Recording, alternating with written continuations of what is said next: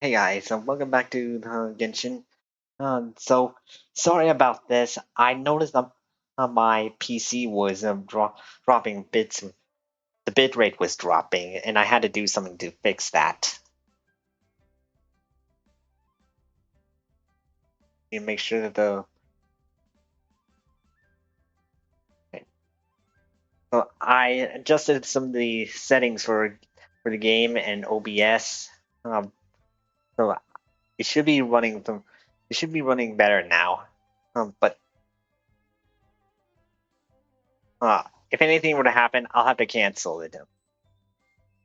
Um, so I'm just gonna proceed with the quest as is. I am terribly sorry about this. We'll at least get through the story, and if we have time, and depending on how well the stream is, I'm going to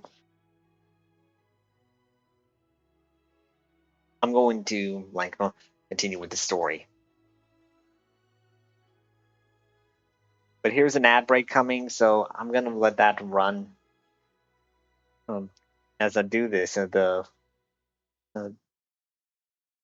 I'll go turn on the other mini games for this.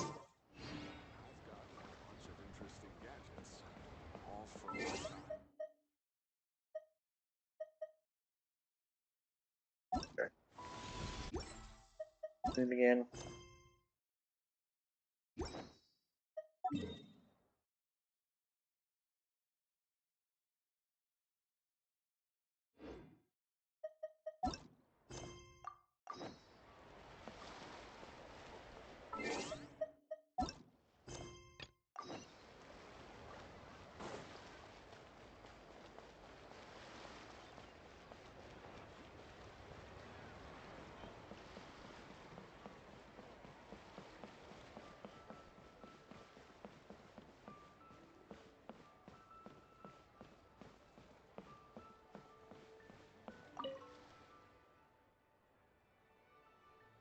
White Adeptus, and now I'm feeling fire.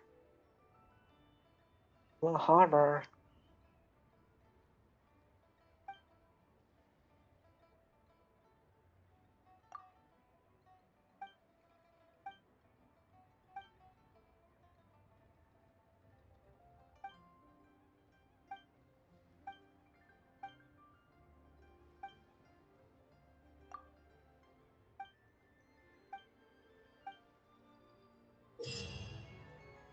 The Moonlit Adeptus Trail gameplay. Traveler must defeat the three great Jianju according to the order of the chapters.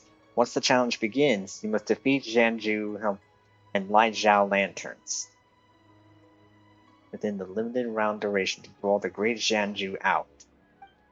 When the round begins, the White Horse Adeptus will auto-attack nearby opponents and light nearby Zhao lanterns. When approaching wishes dropped by opponents or Zhao lanterns, the White Horse Adeptus can automatically collect them. If you fail to defeat the Great Jianju within the time limit, you can buff yourself by collecting the wishes. Try again after getting stronger.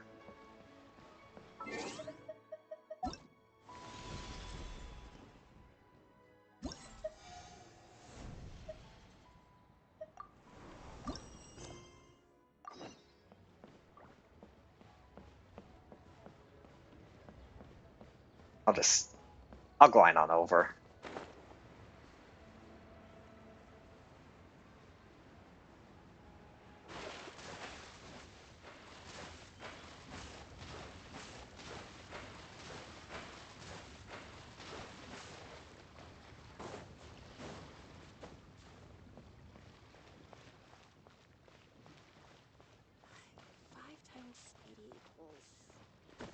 Oops.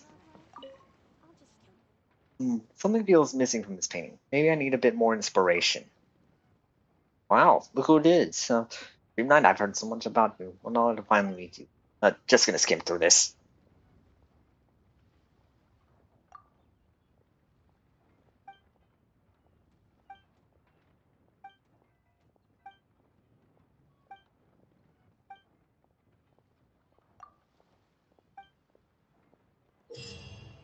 In the challenge, the company and the companions recalled by travelers' memories will remain in the running state. Use your companion's elemental skills appropriately to cross chasms or obstacles. Reach the finish line within the time limit to complete the challenge. The more time you have upon completion, and the more jade you obtain, the higher your challenge score will be.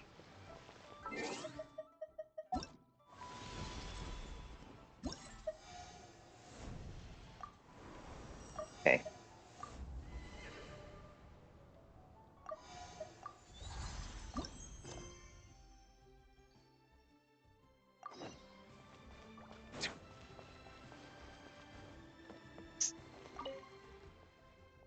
In front, take a look. Play a round of wishes contended, fortunes won, and ring in year of good luck.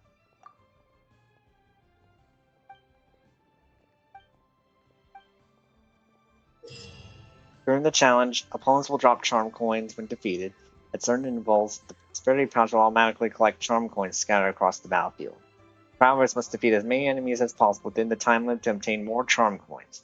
By defeating enemies in the specified ways during the challenge and performing certain actions during battles against powerful enemies, you can obtain more charm coins. For collecting a certain number of charm coins, the prosperity pouch will upgrade and cause enemies to drop more charm coins. Prosperity pouch can upgrade to 2 times.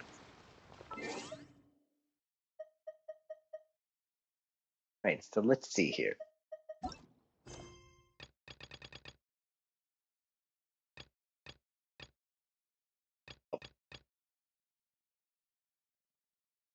Not cry, not cry, not cry. Okay.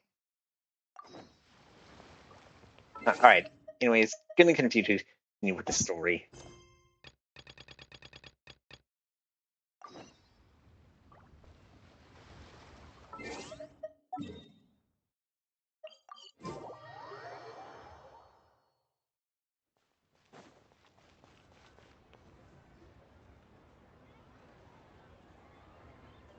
Oh, oh? Oh. Curious. Impressive, right? What's with all the commotion over here? Oh, Traveler and Paimon! Perfect timing! I have something amazing to show you! What is it? Huh? What the? Heart of the Moon is blacked out! Was it really eaten by a giant toad? Huh. I didn't expect you to know the story of Jonju the Moon Devourer, Paimon. Don't underestimate Paimon. She learned a whole bunch of things in Sumeru. But Jonju the Moon Devourer is a Liyue legend. Well, knowledge knows no borders, so there. You're right about that, Paimon. But this dark circle doesn't look anything like a toad to me. A toad's egg, maybe? But that's about it. Oh, wait, Traveler! You've been in Nodcry, right? The people there worship the moon goddess, so you should know what's going on here. This wasn't a thing in Nodcry either. Really? Not even in a place where people worship the moon? But there's a celestial phenomenon called a lunar eclipse. Oh yeah! Master told me that the tale of Jianzhu, the moon devourer, was how ancient people explained a certain celestial phenomenon. But what is it exactly? Some kind of omen of disaster? Nope, just a natural phenomenon. But this lunar eclipse seems different. How so? A lunar eclipse usually starts from the outer edge. Oh, but in this picture, the moon is being covered from the center. So this can't be a normal eclipse. Then it's still an omen of some impending calamity? We never said that. Where did this picture come from? Ugh, some crazy customer left it at the restaurant. Just thinking about it gives me the chills. Attention, everyone! As the auspicious festival season approaches, I have an announcement to make. I, Lu Xiong, am on the verge of becoming one of the most renowned archaeologists in all of Liyue Harbor. No, scratch that, in all of Tibet. Even though I never trained at a prestigious academy, I've still managed to dig up tons of treasures. And I understand practically a whole dictionary's worth of big words, too. Like my pops always says, no pain, no gain. And I haven't had it easy, that's for sure. So, it's definitely my turn to make a name for myself. What's the deal with her? No idea. Maybe she ate a bad batch of perch stew? What? You don't believe me? I'm Dang. telling you, I dug up treasures from the ancient nation of Longan. I even got a picture of Jeonju devouring the moon. Long gone? Jeonju? What is she even talking about? Sounds like she's a few perches short of a stew, if you know what I mean. So what if blackback perch stew is my favorite? Stop talking about me like I'm not here. Whoa, what are you doing? You're just a stupid, ignorant man, and I'm gonna kill you. Young lady, you need to calm down. Yeah, you What? tell her. So you're looking down on me now too? How about I take you both out then? How does that sound? This is a place for dining. If you wish to take me out, you'll have to do it elsewhere. Don't act like you're better than me. Do you know who I am? I'm about to be the most famous archaeologist in all of Liyue. No, Tevat! Show me some respect. It's respect you want? Very well. For the sake of the other customers, we'll do this your way.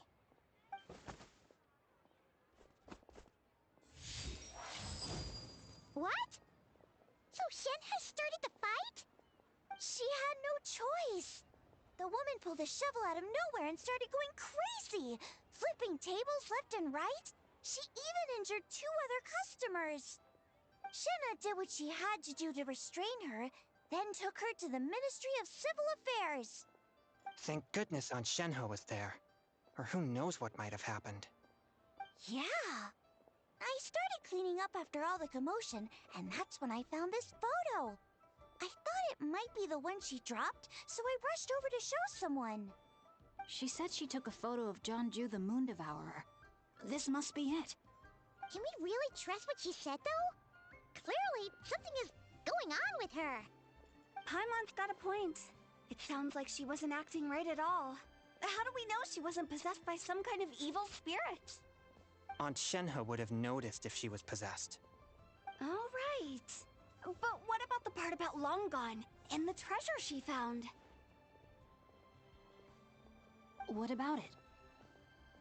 What if she raided a tomb and dug up some super special relic, then got herself haunted by an ancient ghost?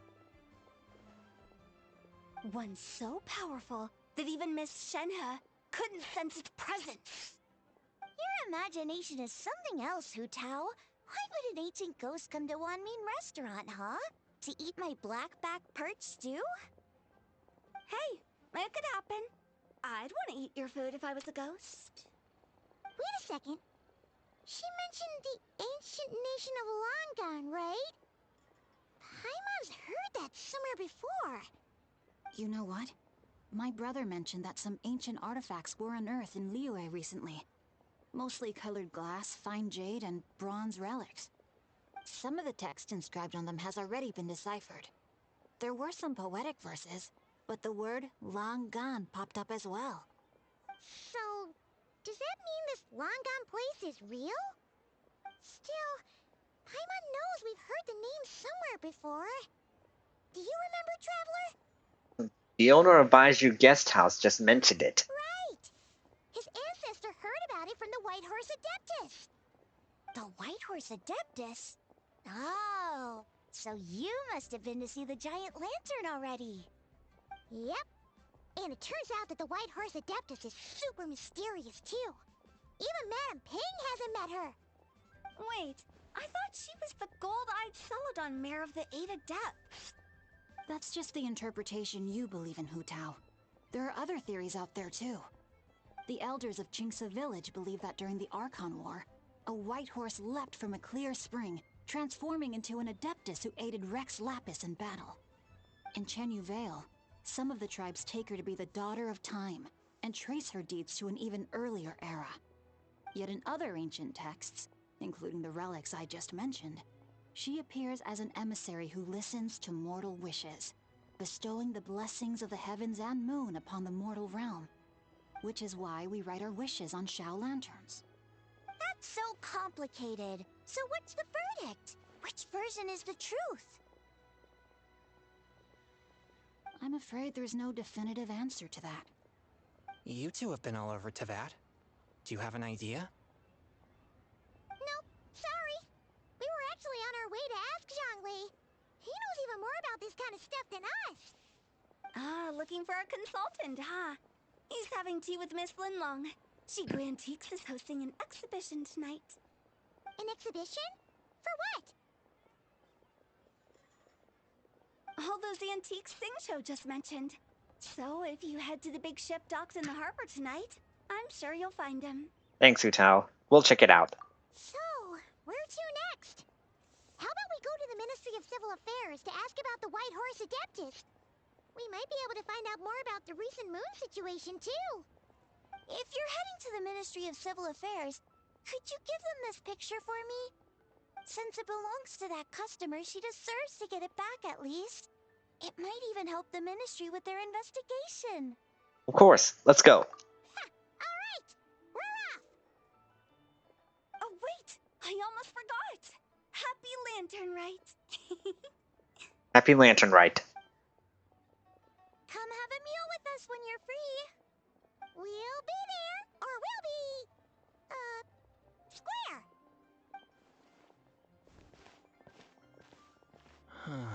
Thinking about it now, could it be possible that photograph was a fake? A fake? You mean like the customer fabricated it to gain academic recognition? Nice one, Changyun. I never even thought of it like that.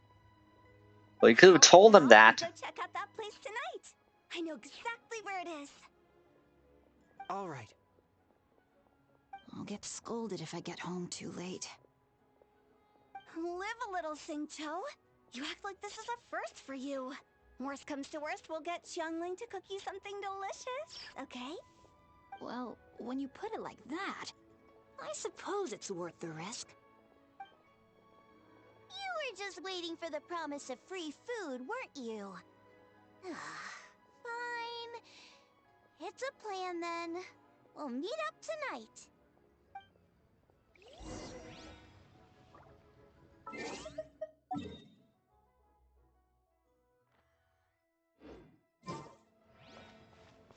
Hey. Stream's doing okay so far. I'm still trying to keep an eye on it.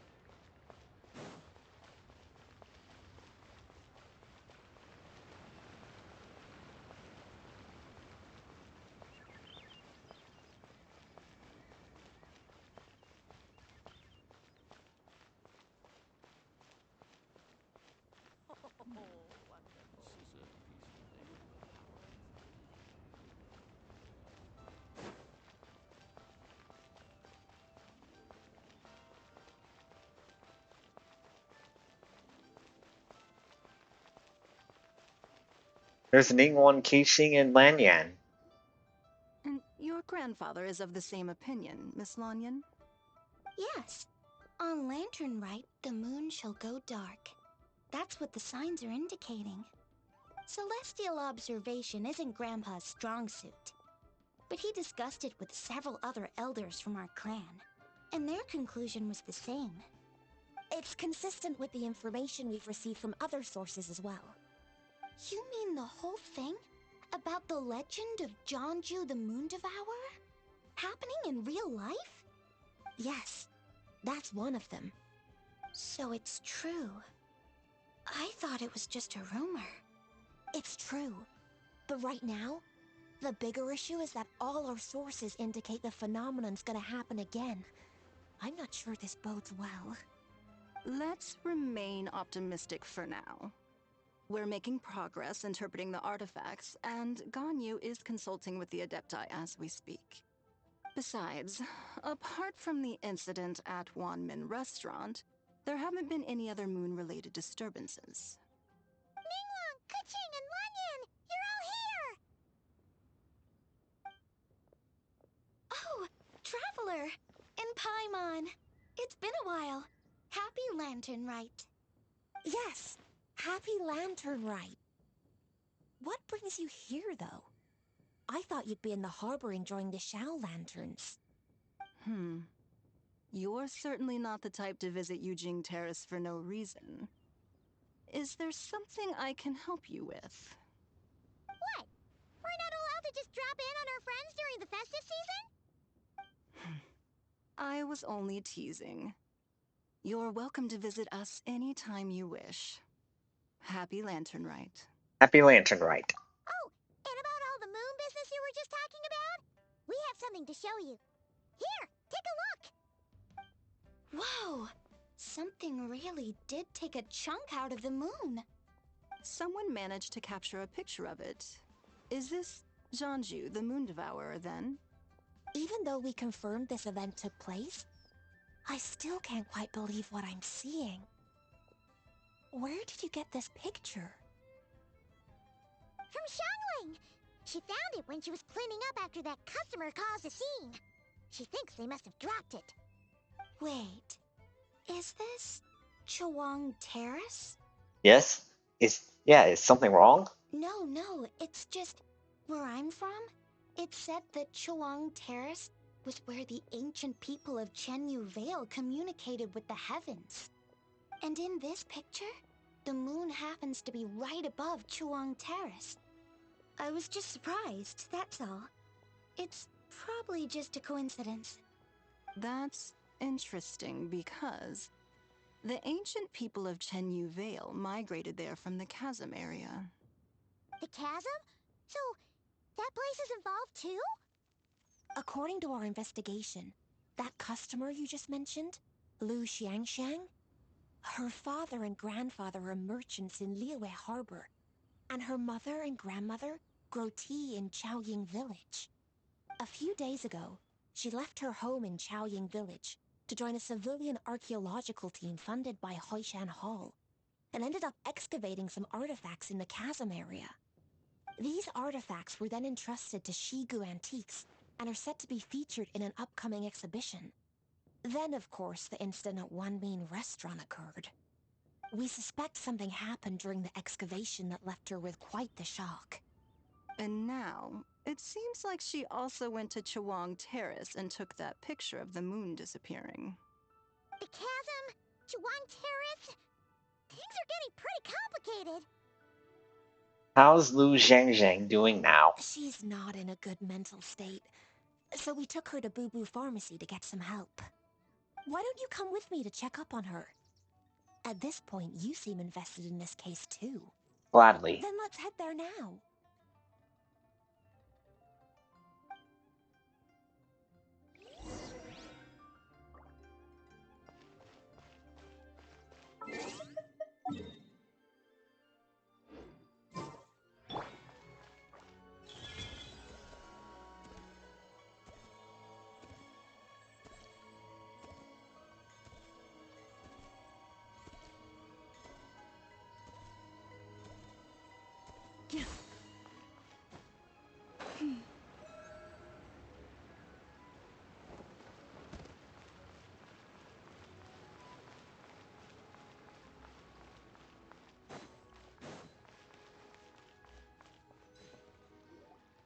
Ah, Lady Yuheng.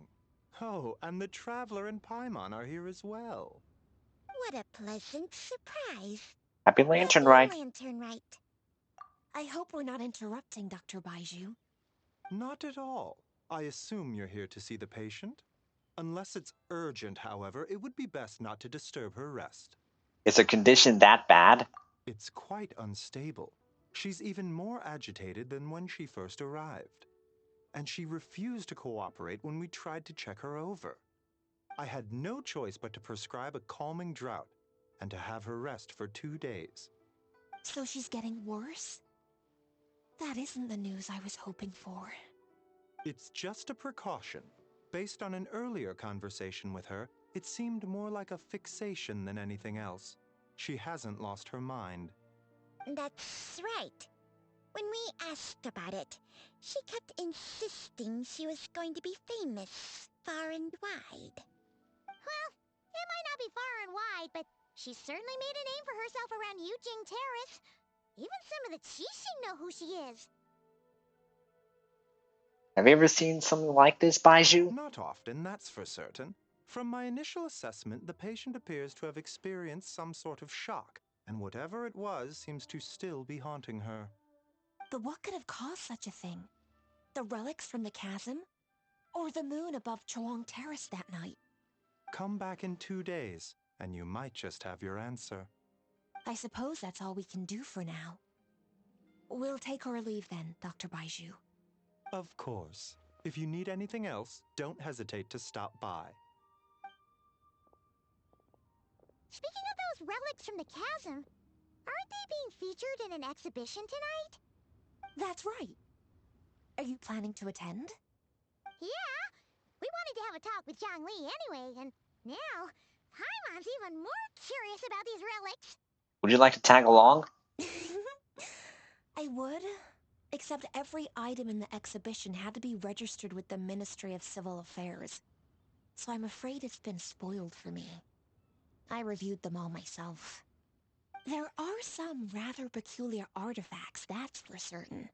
We're still working on decoding the ancient text that appears on them. Yeah, the word jade appears a whole bunch, doesn't it? Huh? How did you know? Shincho told us. He said there were some ancient poems on them, too. He's quite well informed, isn't he? Well, he's right. We believe they're direct references to the ancient nation of long gone. As for the other text, instead of regular poetry, it seems to be more like ceremonial language used to worship the moon and the gods. The moon and the gods? Well, looks like it's almost time for the exhibition. You two should head over. There's an usher at the harbor who will lead you to the venue. Do we need an invitation? Not at all. The exhibition is free to the public. The people of Liyue have a great respect for our history and are eager to learn from it. Plus, the exhibition is being organized by Linlong, the owner of Shigu Antiques. As far as I know, it's been a long-time goal of hers to hold a cultural exhibition of this scale, where people can learn all sorts of information about the past. Guess we're in for a real treat tonight, then. Yes, have a great time. There's still more artifact decoding work I need to finish, so we'll have to part ways here. After seeing the picture you brought, there's a few ideas I'd like to follow up on. You're hard at work even during festival season? Ha! You haven't changed one bit, Kaching. I'm simply fulfilling the responsibilities of my position. That's all. All right, I should get going. See you later. Well, guess we should head over to the harbor and find that usher.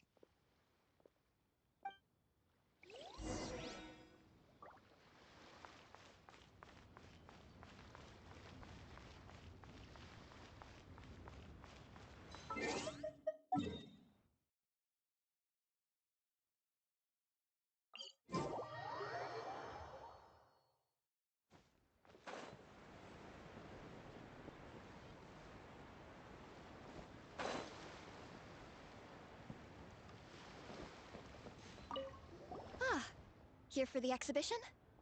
I can take you aboard. Yes, please. After you. Whoa!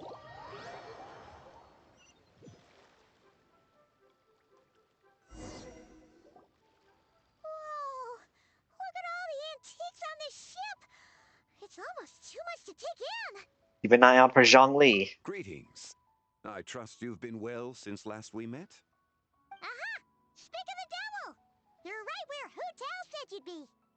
Ah, so Director Hu gave me away, did she? Don't act like you're up to some super secret business! We know you just do whatever you feel like. Yo, Traveler, Paimon, what's up? Beidou and Yang It's Yang. been a while, you Like, two. Yunjin. Happy Lantern Rite. Beidou! Yunchin! It's great to see you! You're here for the exhibition too? Yes. When I heard these artifacts were from ancient times, I just knew I had to come learn more about them. I mean, what a discovery, right? Yeah, Ningguang pretty much said the same thing. She thought coming here might help culture me up or something. But as you know, I'm more of a fists and punches type of person. I doubt one exhibition is gonna change that. You're too modest, Captain. You're the leader of the Crux fleet. That takes far more skill than just fists and punches. Plus, at the end of the day, you still decided to come, even though you didn't have to listen to Ningguang. Well, she's the Tianquan. If she can't even get an average ship captain like me to do her bidding, how's that gonna look? You sure know how to think from her perspective, huh? I guess I do. Anyway, how's everyone enjoying the exhibition? I heard that if you see something you like, you can negotiate the price with the owner and take it home.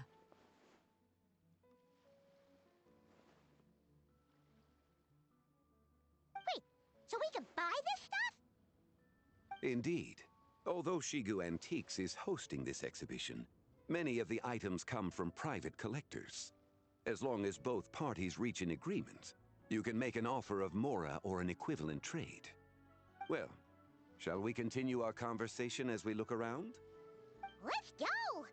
Paimon's super curious about all this stuff.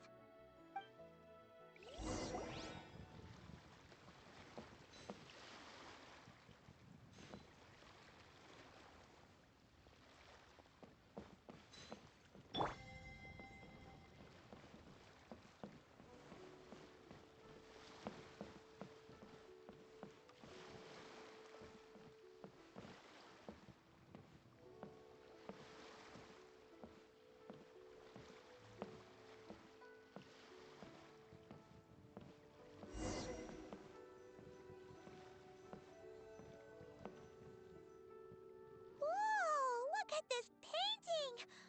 There's a huge toad on it! Could it be... Huh. This material is quite unusual. It doesn't look like paper. More like silk, or some other kind of fabric. Yeah, I was thinking the same thing. Well spotted. This is a painting of Jianju, the Moon Devourer, made primarily with mulberry silk. Such craftsmanship is rarely seen in modern-day Liyue. Ha! Jianju the Moon Devourer! Paimon knew it! That toad made it super obvious. What's that? A new dish at Wanmin restaurant? No! It's a kind of lunar eclipse. You heard about how the moon disappeared recently, right? Oh, yeah. You're saying a toad did that? That's what the legend says. So, nothing to do with food then. Noted. And the figure next to the toad. Is that the White Horse Adeptus? From the stories I've heard, her palace lies on the moon. That would seem to be a logical assumption. Was this excavated from the chasm? No. In fact, this item was discovered in Chenyu Vale, and many years ago at that. Oh, so it's from Chenyu Vale? Actually, that's not quite right. You see, this painting is primarily comprised of mineral-based pigments, such as cinnabar and azurite, which are usually found within stratified rock. This suggests its place of origin may very well have been the chasm. You could have just started with that. You're as knowledgeable as ever, Mr. Zhongli. I had only ever heard the legend of Jianju the Moon Devourer, but now seeing it depicted in this painting, I wonder. If I purchased it, perhaps it could serve as inspiration for a new opera. Though I'm not quite sure who the painting belongs to right now. A splendid idea, Miss Yoon. Perhaps in lieu of mora, you could offer the lyrics to said opera as recompense. The lyrics? But to whom? Why, to me, of course. I am the owner of this painting, after all. Wait, so you're one of the private collectors of the exhibition? No wonder you knew so much about the painting. But Lyrics in exchange for a precious antique? My work could never possibly be of equal value. I don't know about that. I'm not much of a scholar, but even I know your operas are in a league of their own. An astute observation, Captain Beto. In my possession, this painting is nothing but a lifeless artifact. In your hands, however, it could be transformed into a new piece of art entirely. Quite the worthy exchange, no? But I'm not sure when I'll be able to finish writing it. It certainly won't be ready this year. Allow me to be equally forthright, Miss Yoon. This silk painting is merely a copy I made of the original work.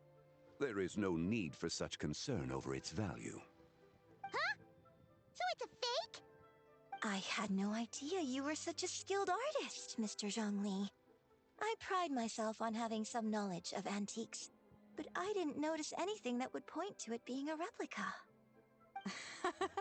You never cease to amaze me, Mr. Zhongli. You flatter me. All that said, Miss Yoon, you must accept. Truly, I insist. Huh. He's gone from handing out fake Mora to fake paintings now, huh? Your kindness is impossible to refuse, Mr. Zhongli. Rest assured, I'll be sure to return the favor. I shall look forward to it. Man, that was quite the find. Huh, I should buy something too, if only so I can show it off to Ningguang. Let's keep going and see what we can find.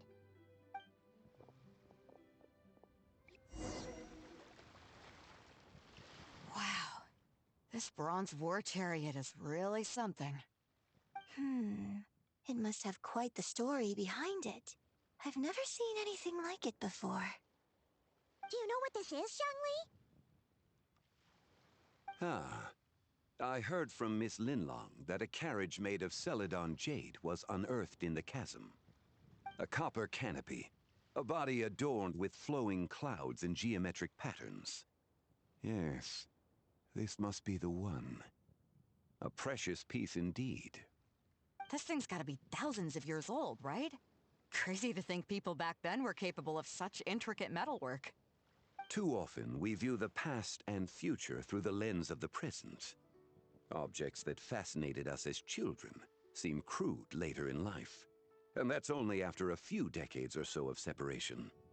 If one were to stretch time across hundreds or thousands of years, one might discover that time is not always a force that pushes things forward. It would seem the people of that era managed to create a remarkable civilization in their own right. Makes me want to get my hands on this even more. Ningguang's gonna be so jealous, don't you think? Has this war chariot caught your eye, Captain Beto? Oh, you must be Linlong from Shigu Antiques. Nice to meet you. This exhibition has been amazing so far. Well, that's all thanks to supportive patrons like you and Mr. Zhongli, of course. As for this war chariot, it was discovered by an archaeological team sponsored by Hoishan Hall. The price comes in at 90 million Mora. How much? And 90 million? Woo, looks like my eyes were a bit too big for my wallet. Quite a bargain. A bargain? 90 million Mora could feed Paimon for like 1,000 years! And if you actually went on an eating spree that long, perhaps you'd be considered an antique worth that kind of Mora too. What, 90 million? Nuh-uh! Paimon's worth way more than that! Well, if Mr. Zhongli thinks it's a good deal, I'm sure it's worth it. Beto's putting way too much faith in Zhongli. What if he's only here to drive up sales? I'll take the chariot, Miss Linlong. Someone will come by with the payment. Quite the discerning eye you have, Captain.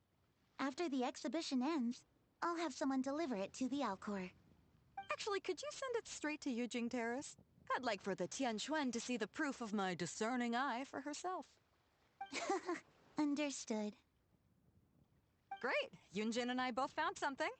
What about you three? Want to keep perusing? Don't worry about the Mora. It's all on me. Nobody's going home empty-handed tonight. I appreciate your kindness, Captain, but I'm afraid I have some private matters to discuss with Miss Linlang.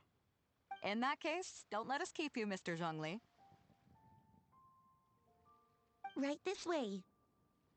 Traveler, Paimon, perhaps you would like to accompany me. What? So you can show us another bargain antique that's so far out of our price range it's not even funny? Other people are always demanding Mr. Zhongli's time, but it's quite rare for him to extend an invitation himself. I wouldn't pass up this opportunity if I were you, Paimon. Yeah, just don't forget to come aboard the Alcor for a drink later. You should at least check it out. Yeah, guess you're right. Taking a quick look isn't gonna cost us anything. Let's go!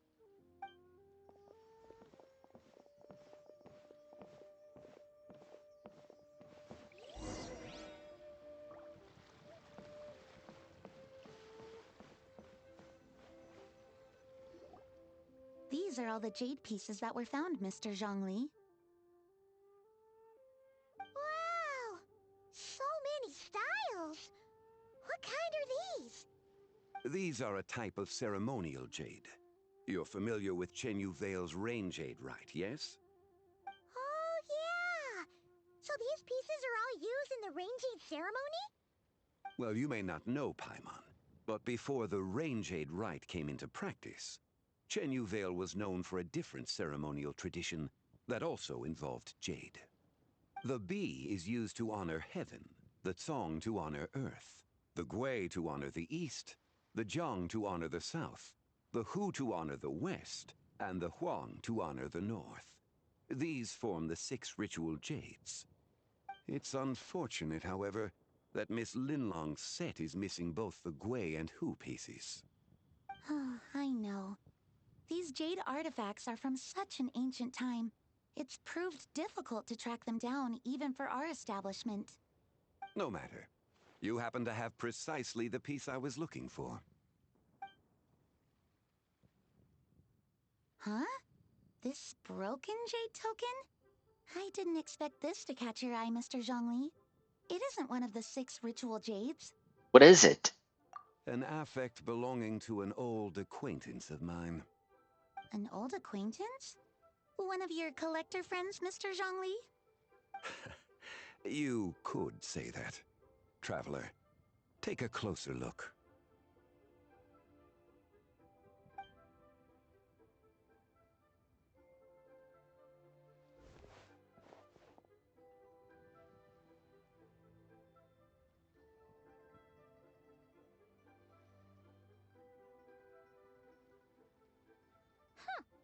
It doesn't look all that special to Paimon. Just seems like a broken artifact. It's a crescent moon. Indeed.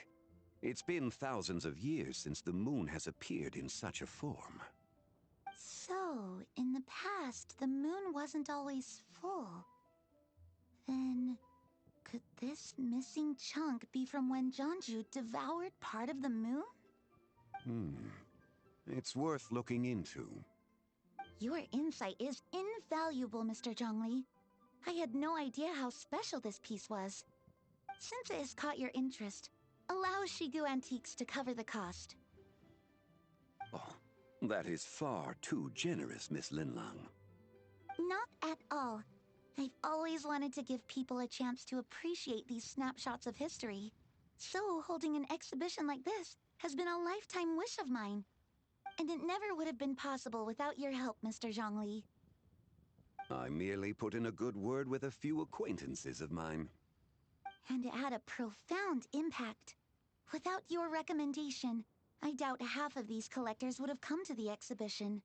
So, on both a personal and professional level, I owe you my thanks, Mr. Zhongli.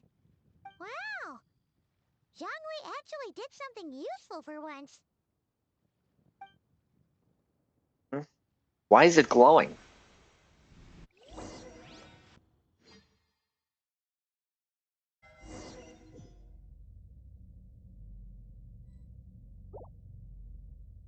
What just happened? How did I get here? That light ahead looks like it could be an exit. I should check it out.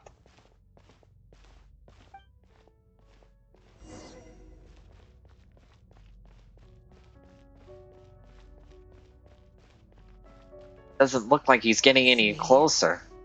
5, 7. And who's that?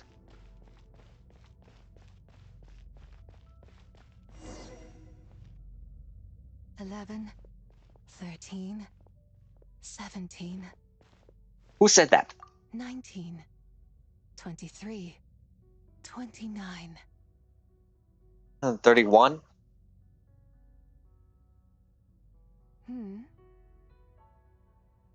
Sabai! The other new You also enjoy counting in such a fashion, lost child? the other new vision user. The Sabai. same loneliness as them. It seems to exist in your heart as well. Who are you? Me? I'm sorry, I don't remember. What is this place? The shadow of the moon? Or a dream of time? I'm sorry. No one has asked me such things before. I've been here for so long. There is much I have forgotten. Did you bring me here? I know nothing of your arrival. All I know is the longing in people's hearts. Yet, I sense the moonlight's guidance within you, child. Perhaps that is what brought you here. Moonlight's guidance. Does she mean Columbina? You seem confused. Perhaps I can help in some way. How do I get out of here? The path home is... that direction. I believe someone told me that before. But I was never able to reach the end. You should take a look. How about we go together? No need. It would seem... my time has already run out. Farewell. May the moonlight ever shine upon you.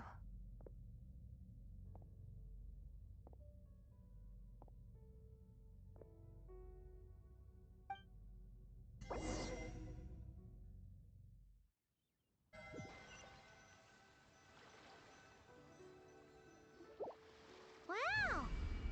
Jiangwei actually did something useful for once. I'm back?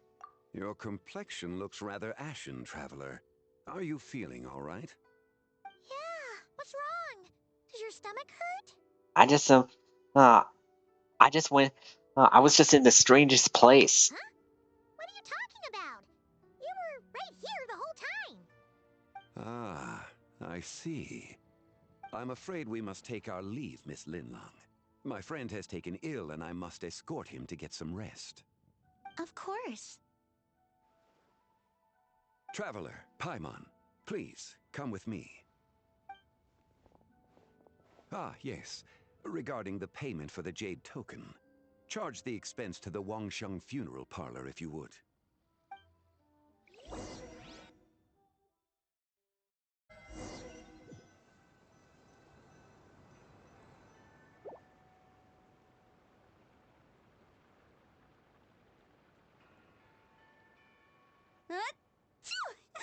Bless you. Guess someone's thinking of me. Huh, but this late at night? Must be that consultant of yours. I bet he's out there spending all year more at the exhibition. Yeah, he'd be the perfect employee if he just knew how to rein in the spending. But never mind him. Let's focus on the moon. We gotta see if it gets eaten tonight. I don't think it's going to happen. We've been out here all night, and the moon's the same as ever. It is quite late, and Chongyun's getting tired. How about we head back? We can come back another time. Head back? Already? Actually, I do have a new dish I'm testing out tomorrow. And as part of my New Year's resolution, I'm trying not to oversleep. Alright. Guess it just wasn't meant to be. Let's go.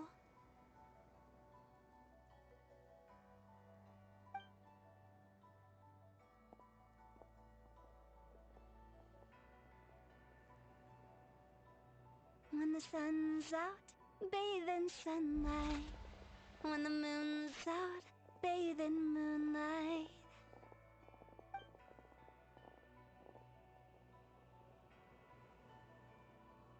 Oh, they missed it.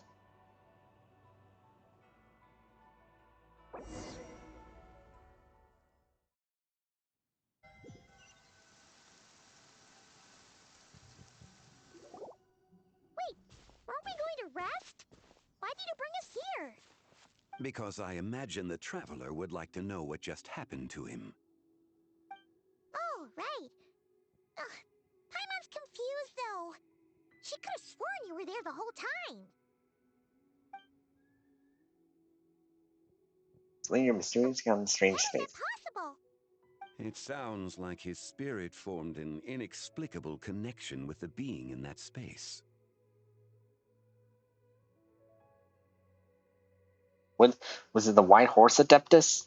Ah, you suspected from the beginning, didn't you? Indeed, the being you met is the fabled White Horse Adeptus, and the original owner of this jade token. Her name is Tibai. Wait, does that mean she's inside this token? No, she does not reside within this token, but rather within the moon's shadow. This token is merely a medium. The moon's shadow? What do you mean? Word has it you accomplished quite the feat in Nodcry. You and your friend brought the Frost Moon back to Tevat.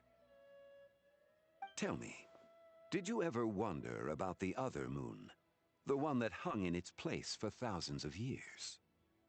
We never really thought about it, but it must have been a fake, right?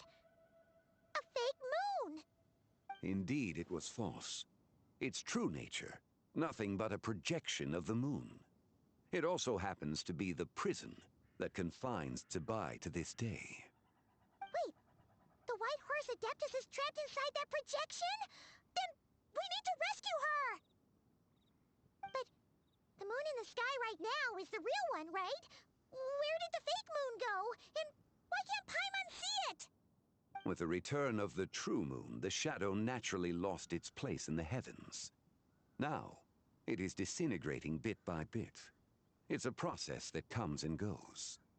When it occurs, it looks like the moon is being obscured by a black shadow. But when it stops, the shadow disappears and becomes invisible to the eye.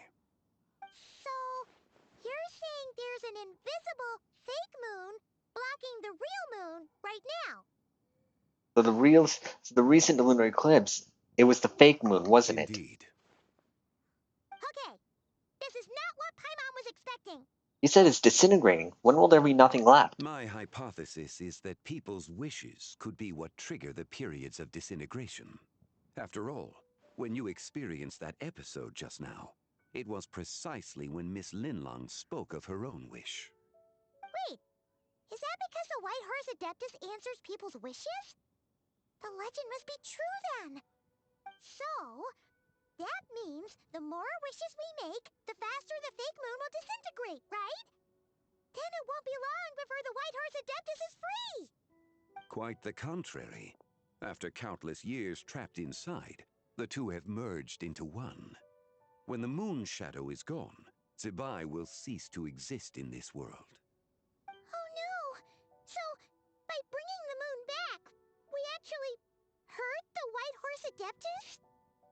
Do not burden yourself with such thoughts. Because of your actions, a promising opportunity has presented itself to us. Let us not forget, what is crumbling is also precisely that which imprisons her. So there's still a way to fix this? Yes, and that is why I invited you here tonight.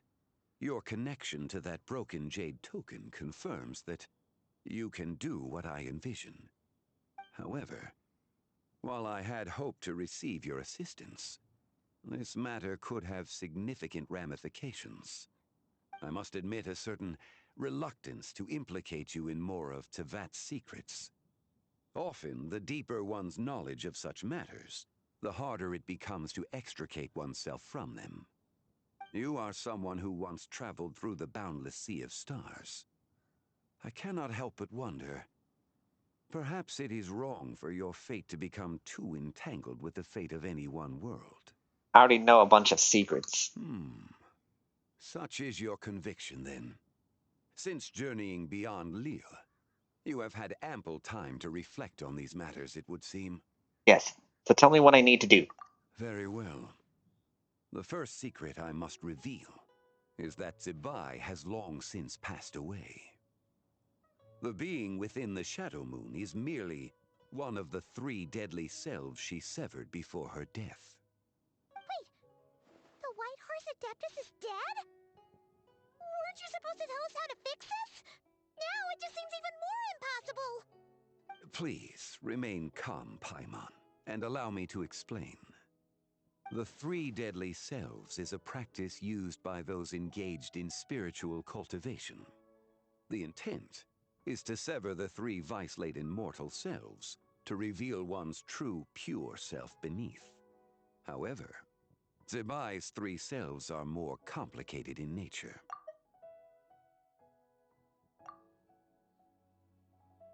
This is a good thumbnail. Because in the moment before her death, someone preserved the shattered essence of her soul and placed the fragments within her 3 deadly selves. If we retrieve the 3 fragments of her soul, there is a chance we can restore her presence in the mortal realm. So that means we can bring her back to life? Yes, provided we retrieve the fragments of her soul's essence from the 3 deadly selves. I guess I just met one of them. Indeed. The being you encountered was Zebai's first deadly self, Ziju. After Zebai's death, she ascended to the heavens and became one with the Shadow Moon. The essence that resides within her is a heavenly soul, also known as Taiguang. Thus, this self is the closest to Zebai's true nature.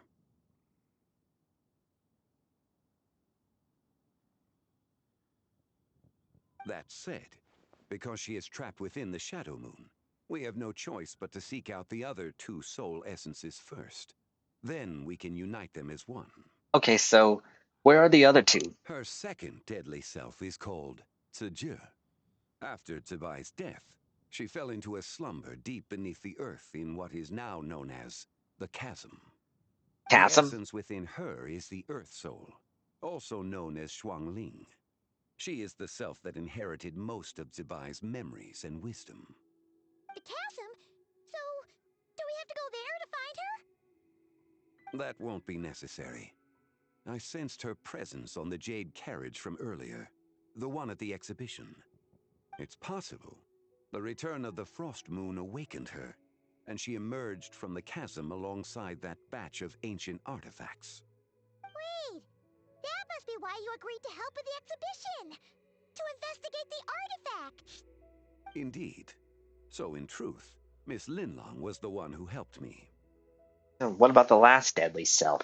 The third deadly self is Zichao. The essence within her is the human soul, also known as Yojing, Zebai's shade. Thus she is the most free-spirited among the 3. She lent me her aid during the Archon War, 1,000 years ago. But later, as her powers waned, she retreated into the mountains.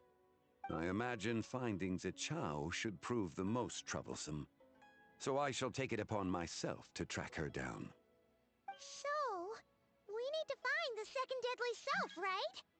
But where do we even start? Locating her should not prove difficult.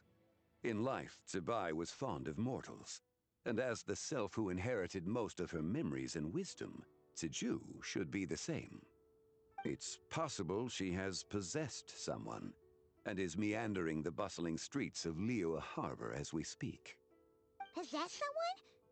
Wait, are you thinking what Paimon's thinking, Traveler? Customer who caused a scene at One Min restaurant. What if she raided a tomb and dug up some super special relic, then got herself haunted by an ancient ghost? Exactly! Lu Xiangxiang! It seems you have a lead in mind already. She'd still be at Boo Boo Pharmacy. She was super agitated when she first got there, so Baishu gave her some calming medicine and told us to come back in 2 days. Do you think it could be her, Shenli? It's quite possible. The deadly selves are impure beings that can easily influence mortal minds. Let's start an investigation there in 2 days. A sound plan. Well, I should get started on my own investigation then. But you're leaving already? I must. Zichao went into hiding after the Archon War. If I am to have any success tracking her down, and there's no guarantee, I should start sooner rather than later. But there's still so much you haven't told us. Like, who the White Horse Adeptus actually is, and how she died in the first place. Not to mention who it was that preserved the fragments of her soul. Should our endeavor prove successful, then naturally those answers will follow. If not, speaking of them would be rather meaningless. The one who preserved her soul essence. Was it you? It would seem that this is a question you are unwilling to set aside. Very well. I shall tell you. It was the Avatar of Time. Istaroth? Ah, so you know of her existence. The ruler of time saved her soul. Indeed. Preserving what remained of Zibai's soul in the moment before her death. Only the power of time could be capable of such a thing. However, there is no telling what effect it has had on the three deadly selves. In other words, you must exercise caution when seeking out Zhuge. How much time do we have? On the night of Lantern Rite, countless Shao lanterns, and the wishes written upon them, will be released into the sky. I estimate that this event will trigger the Shadow Moon's collapse. When that happens, the cage that confines the first deadly self will open. That is our moment to act, but also the moment where all could be lost. For if we fail to retrieve the other two soul fragments in time, Zibai's resurrection is hopeless. Understood. As I mentioned before, the answers to your remaining questions should come in time, providing our efforts bear fruit. Let us hope that all proceeds smoothly in the days to come.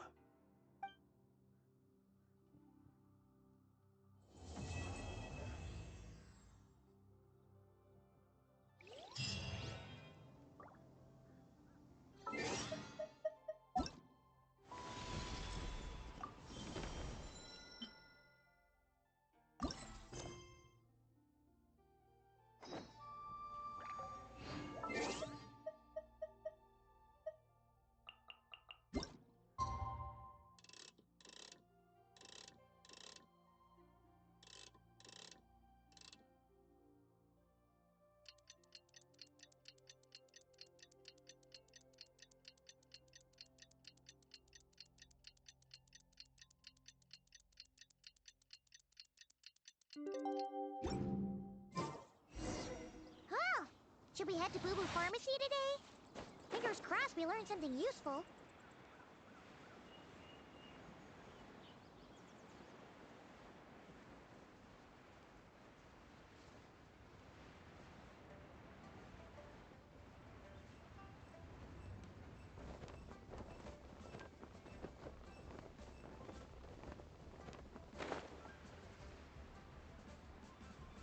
There they are. But I don't want to. It tastes gross. So let me get this straight. The patient disappeared right as you were delivering the medicine. I know it's hard to believe, but that's exactly what happened. It's true. 1 minute she was there, and the next she was nowhere to be seen. Hey, it's Yelan! Fancy seeing you here! Oh, is this a bad time? Not at all.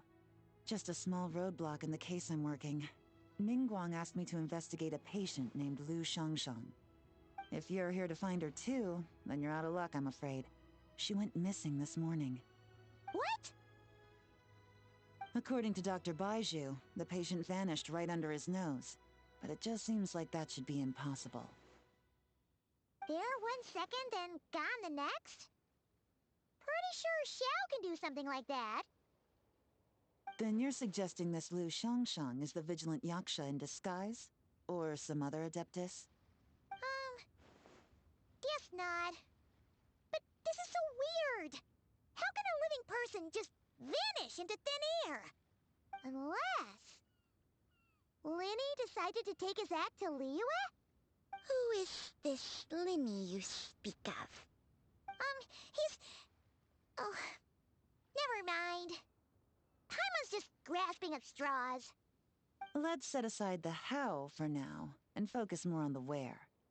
You mentioned this patient has a strong obsession with achieving fame and recognition? Yes. She kept talking about becoming a renowned archaeologist and making a name for herself.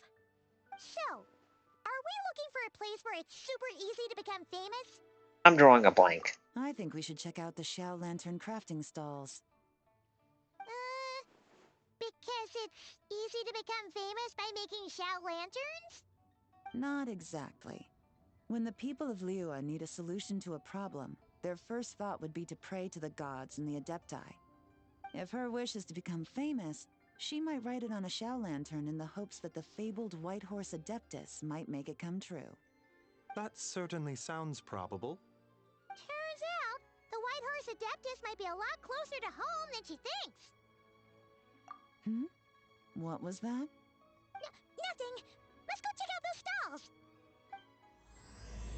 Right? The Realm of Rocks. Act 2.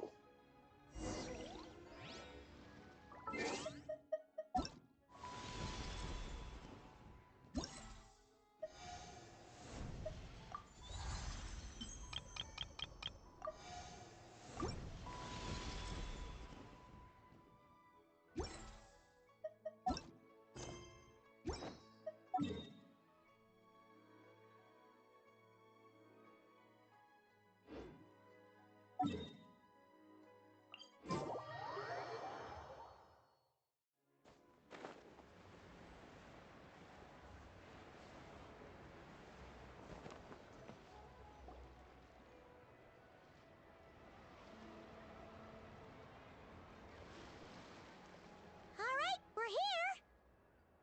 Still no sign of Lu Shang, though.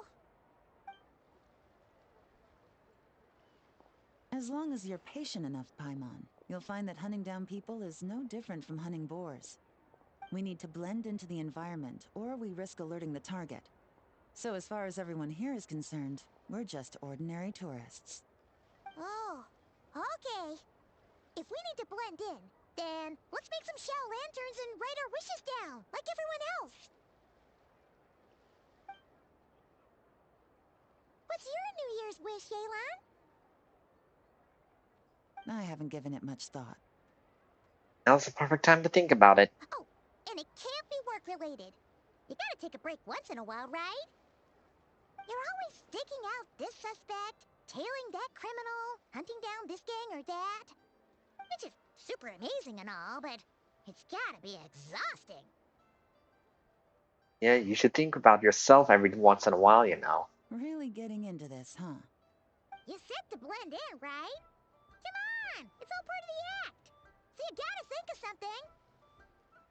Then I suppose it'd be to go traveling the next time I get the chance. Traveling? That's our bread and butter. Wanna join us? Thanks for the offer, but my desk is piled high with reports on your exploits. And that's not quite the kind of traveling I had in mind. I was thinking more the lie down and do absolutely nothing kind of travel. Ah, something a bit more easy and breezy, right? Hey, wait. We know just the place. The Easy Breeze Holiday Resort in Netland. Awesome. It's super relaxing and full of fun activities. You've got the beautiful ocean and tons of cute little creatures called Asha. Seriously, you gotta go. I suppose I'll have to check it out. Hey guys, happy Lantern Rite. Gaming. Happy Lantern Ride, Gaming. What a coincidence. You here to make Shao lanterns too? Well, it's that time of year, am I right? Thought I'd join in on the fun.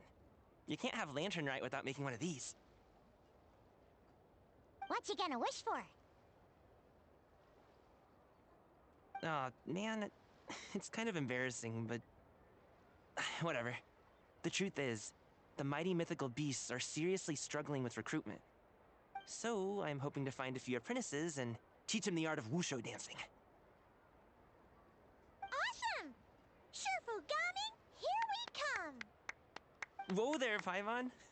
One step at a time. I actually need to find people first. Yeah, but Paimon bets people will jump at the chance to learn from you. Well, I wouldn't be so sure. Wushu dancing is super physical and takes a lot of hard work to master, so it's not easy to find people. At this point, if the Adepti can't help me, no one can. I'll do it. Huh? Huh? You just said you Where'd you wanted an come from? apprentice, right? Well, I'm offering. What do you think? Where'd you come from? Whoa, the White Horse Adeptus works faster than I thought. Traveler, it's her. Lu Shangshang. Our target! Hey, didn't you hear me? I said I wanted to be your apprentice. No need to shout. I heard you the first time. What's your name? Step back a bit, Gaming. This person could be dangerous. What? Yeah. Hey, what are you trying to do? Do you know who I am? Get back! Lu Shangshang, we have no intention of harming you. We just need to ask you a few questions. Get back, I said! Try to remain calm. If you come any closer, I'll...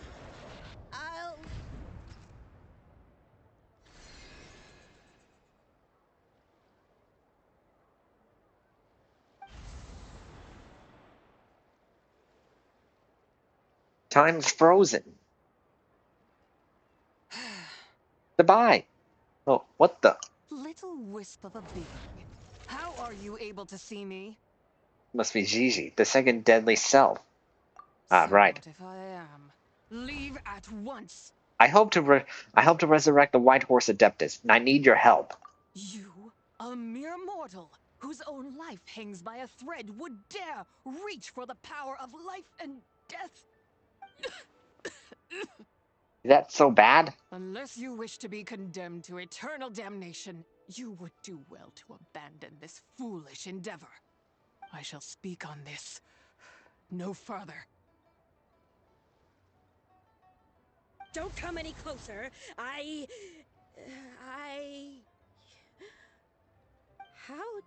did I get here? Who are you people? Playing dumb, are we? Save it.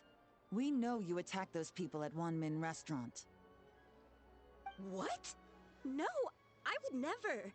You must be mistaking me for someone else. You don't remember?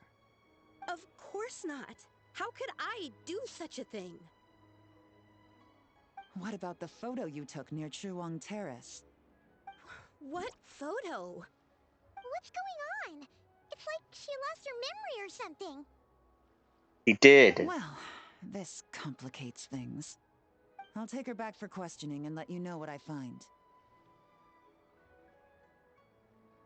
Take her away. But I didn't do anything. I swear. That's weird. She seems so normal now, but she doesn't remember anything. This is just great. An apprentice falls right into my lap, and now she's gone! Don't worry, Gaming. This is a special case. Paimon's sure you'll find one soon. Unless you're gonna pony up and offer a real solution, Paimon, I don't want to hear it. Gaming? What's up with... I'm done here. I'm gonna go find an apprentice, and I won't take no for an answer. Gaming, wait! Eesh. Is it just Paimon, or was Gaming acting super weird just now? Might have been possessed. What? How do you know? Tell him Paimon about your encounter just now. Whoa! So you saw the second deadly self? And you think she moved from Lu Shangxiang to Gaming? It's possible. Uh-oh. Then we better find him before something bad happens. Let's go!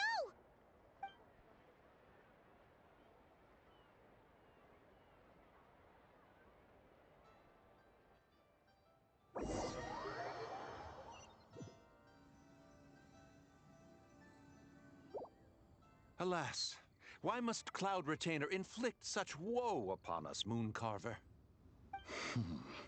By the order of Rex Lapis, we were supposed to make haste to the harbor to stand watch. Yet we arrived late, for you, in your inscrutable wisdom, chose that very moment to tend the mint. It is no wonder Cloud Retainer banished us to the wilderness in anger. A pity only that I, blameless as I am, was made to share in the punishment. Blameless indeed. You speak as if it was not you who decided to plant all that mint in the first place. Yet now, in its wretched state, overrun by blight and vermin, you would turn away? Utterly heartless, I say. Were I truly that heartless, would I have rescued those seedlings from this desolate wasteland, granting them haven in your hallowed garden? Alas, if blame must be laid, let it fall upon Cloud Retainer for failing to recognize the virtue of our plight. Ah, at last a sentiment with which I can agree. If ever Cloud Retainer is away, we should steal into her abode and plant a veritable field of mint. A tempting little ruse, is it not?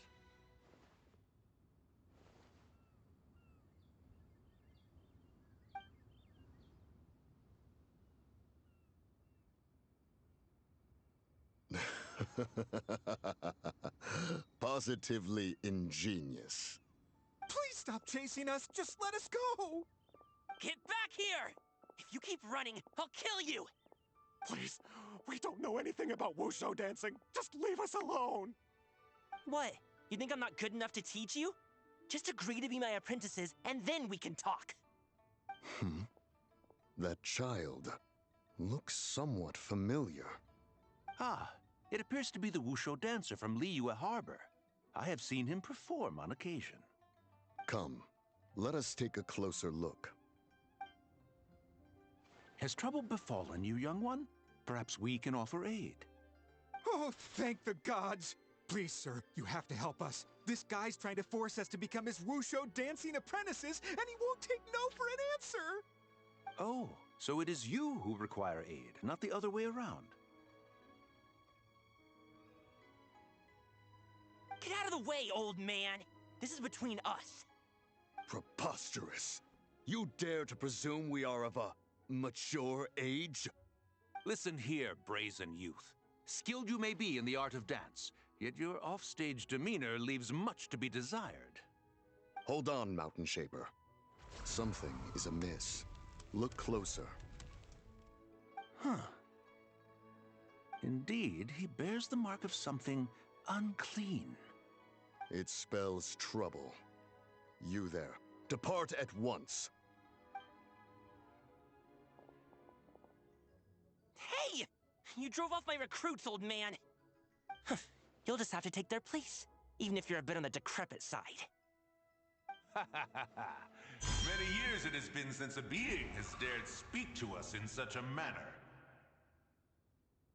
Now let us see what evildoer has sought to use you as its puppet, young one. You two, you're Adepti! Does that strike fear in your soul? Whoa! Two Adepti recruits just fall right into my lap? That white horse sure knows how to grant a wish. Coming! Slow down! Wait for us! Jeez, take a hint, will you? I told you to stop following me! Don't hurt him, please. Traveler, Paimon, keep your distance from this youth. Evil has taken a hold of him. We know! It's one of the White Horse Adeptus' deadly selves! She's possessing Gaming! The White Horse Adeptus' deadly selves? Could it be that Rex Lapis called us to Liyue Harbor for this very reason? Hey! What are you two whispering about over there? Who's gonna be first apprentice and who's gonna be second? It doesn't matter! I'm not the kind of Sufu who plays favorites! Insolent spirit! Be gone from this child at once!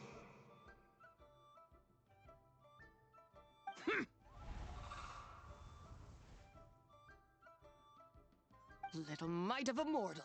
Getting in my way again, I see. You don't look so good. That is no concern of yours. You want to fulfill people's wishes? I can help. No, only by doing it myself will I find peace. Otherwise, rage will consume me. If I lose control, all will turn to dust. What is the source of your anger? The curse of time. The memories this body holds. Come no closer. This is your final warning. Insolent spirit! Be gone from this child at once! Not again. Huh? Traveler and Paimon? And two Adepti? Where are we? Weren't we just making Xiao lanterns in the harbor? Ah! The sun is most scorching. Agitation stirs within me. I require cooling mint to beat this heat. And speaking of, Cloud Retainer has scorned this verdant wonder long enough. It is time for her to feel its wrath. The wrath of mint! Mountain Shaper, where are you going? Oh no! Now Mountain Shaper's acting weird! Oh, you don't think it spread to him, do you? Spread to him? Quickly now, explain to me what has been happening.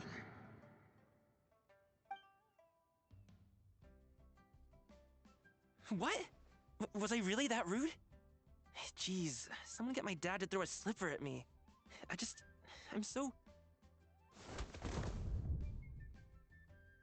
Whoa! You okay, Gaming? He is fine. It is simply exhaustion. But to think Mountain Shaper would succumb to something like this, it is most unexpected. So, what do? We can't just leave Gaming like this, but we can't ignore Mountain Shaper either, right? My cultivation level rivals that of Mountain Shaper. Were I to give chase, Zizha would but flee from his form and take refuge in mine. Seek out Streetward Rambler. Cloud Retainer and the Conqueror of Demons should be with her. I shall take this child back to the harbor and join you post-haste. Whoa! What are all the Adepti doing together?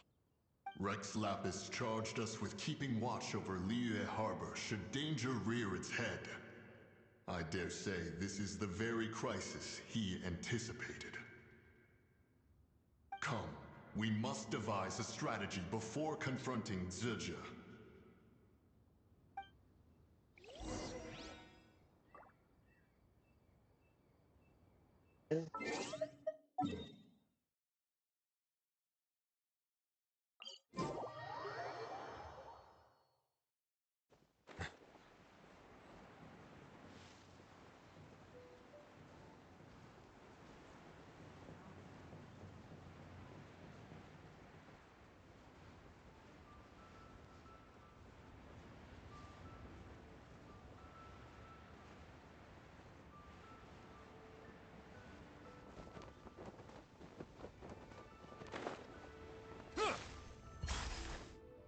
The White Horse Adeptus? You mean the mysterious white mare that aided Rex Lapis during the Archon War? Even if it's not her, there must be some connection. She always avoided us back then, and I never knew why. Rex Lapis's recent trip seems to be related to this person as well. Xianyun! Madam Ping! Xiao! Great! You're all here! Ah, Traveler. It has been quite some time. Yeah, great to see you again, Xiao. Oh, happy Lantern Rite, Paimon. You're as lively as I remember. I trust things have been well. Sorry, Madam Ping. No time to catch up. Something terrible has happened. What is it? Has Mountain Shaper gotten himself into trouble? Mooncarver is here with you, but he is not.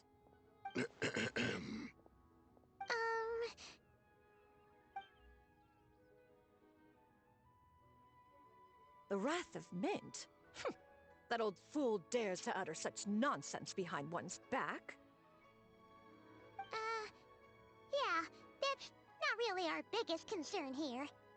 So, even a mere deadly self of the White Horse Adeptus was able to possess Mountain Shaper and affect his mind.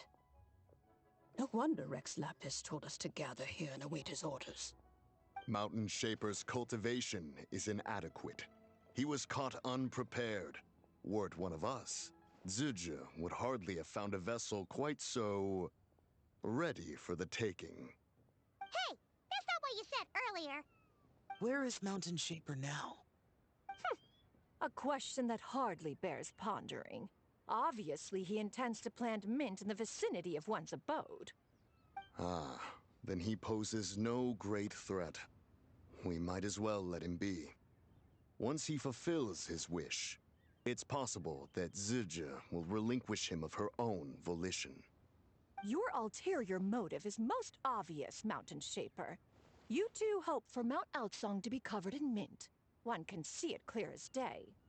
Not to mention, deadly selves are born of malevolent human desires, and naturally pose a great risk to the form and mind of all living beings. We cannot let this go unchecked. Let me handle it. I have relevant experience and know how to deal with such situations. One has no doubt of that. Yet your involvement would likely end in armed confrontation.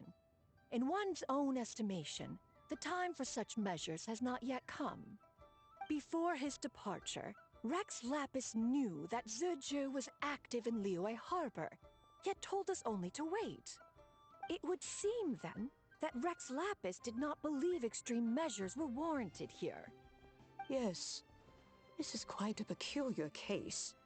After all, Zhuge's possession does not seem to come with ill intent. It's more like she's guiding those she possesses to fulfill their own wishes. There is another matter of import, however. I sense tremendous resentment emanating from her. What could be its source to render her so unable to find peace?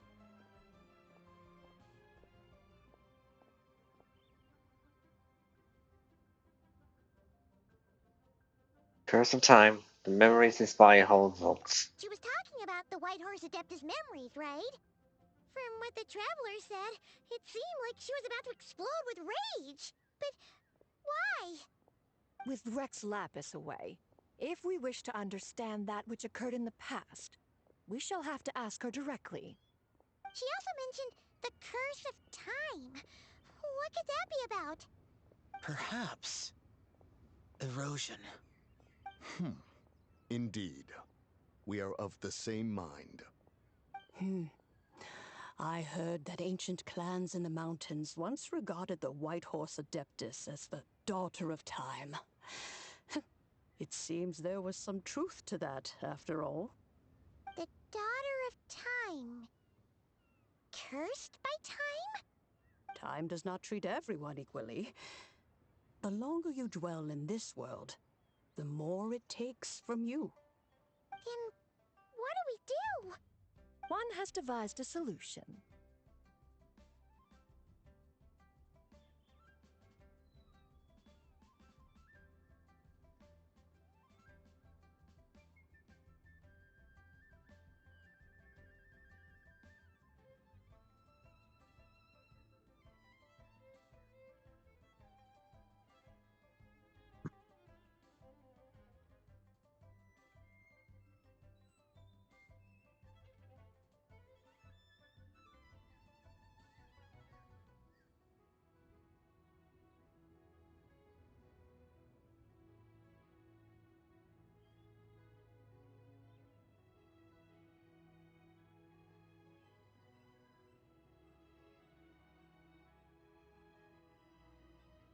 Sorry, not again. Based on what you have told us, it seems that Zhuge is in the habit of leaping to a different host when provoked.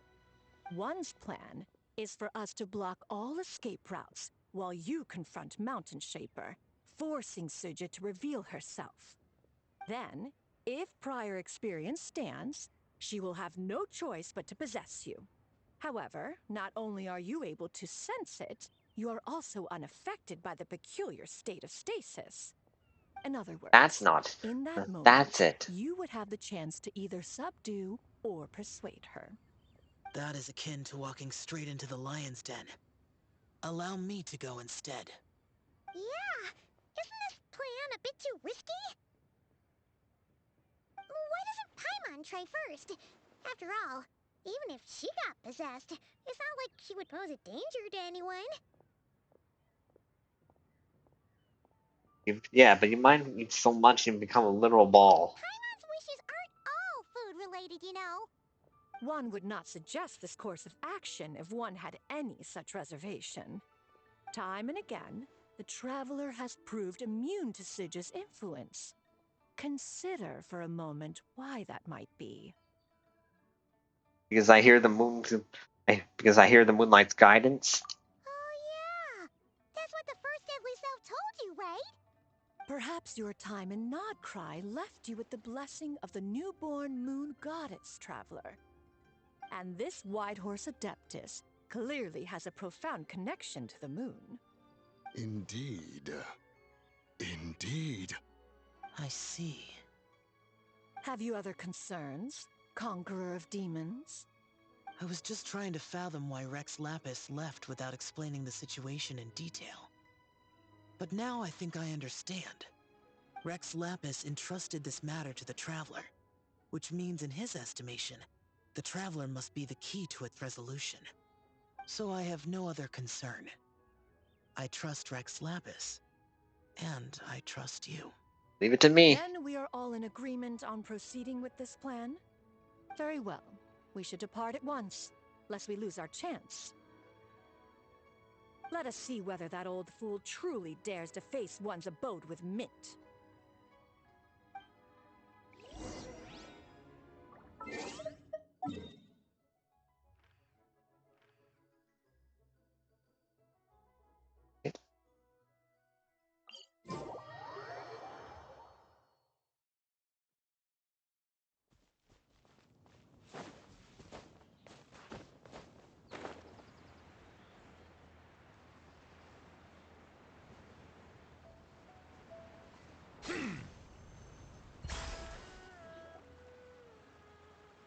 One mint, two mint, let us plant a whole slew of mint. Once I reach 10,000, Cloud Retainer's abode shall be Mount Outsong no more, but rather Mount Mintsong. Oh, to behold the look on her face when she is confronted with such verdant splendor! Mountain Shaper, you dare disturb the tranquility of one's abode. Do not take personal offense, Cloud Retainer. He is not in control of his faculties. Exactly. Let it go this once. Zitja is the one driving him to do this. Huh? But Zidja just helps people fulfill their own wishes and desires. Not now, Paimon. Oops. Sorry, Mountain Shaper. Paimon might have just thrown you under the bus. When he wakes up, we shall have words. Everyone, to your positions.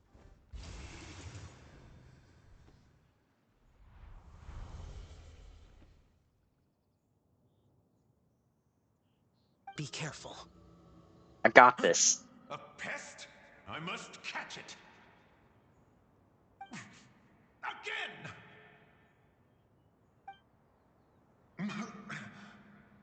Oh, young one, it is you. Don't tell me.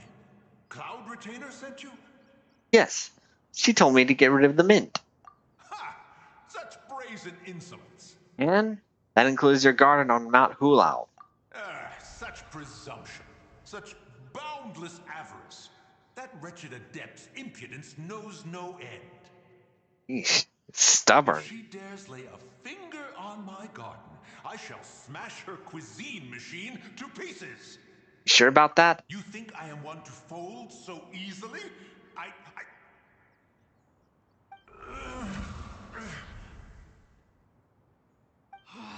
Insolent mortal! Time and again, you interfere in that which is beyond you. You make it exceedingly difficult to contain my rage.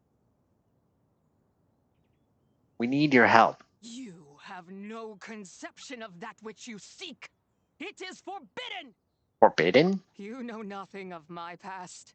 My warning was given. The cost entwined with this is beyond what you can bear. I'm here because I want to know. I want to understand. Stubborn mortal! You could even say, it's my wish. You. Will you grant it? Very well. If death is what you seek, who am I not to oblige? Come, let us see the extent of your resolve. Your wish is to behold the curse of time and the memories of this form? Then, let it be granted.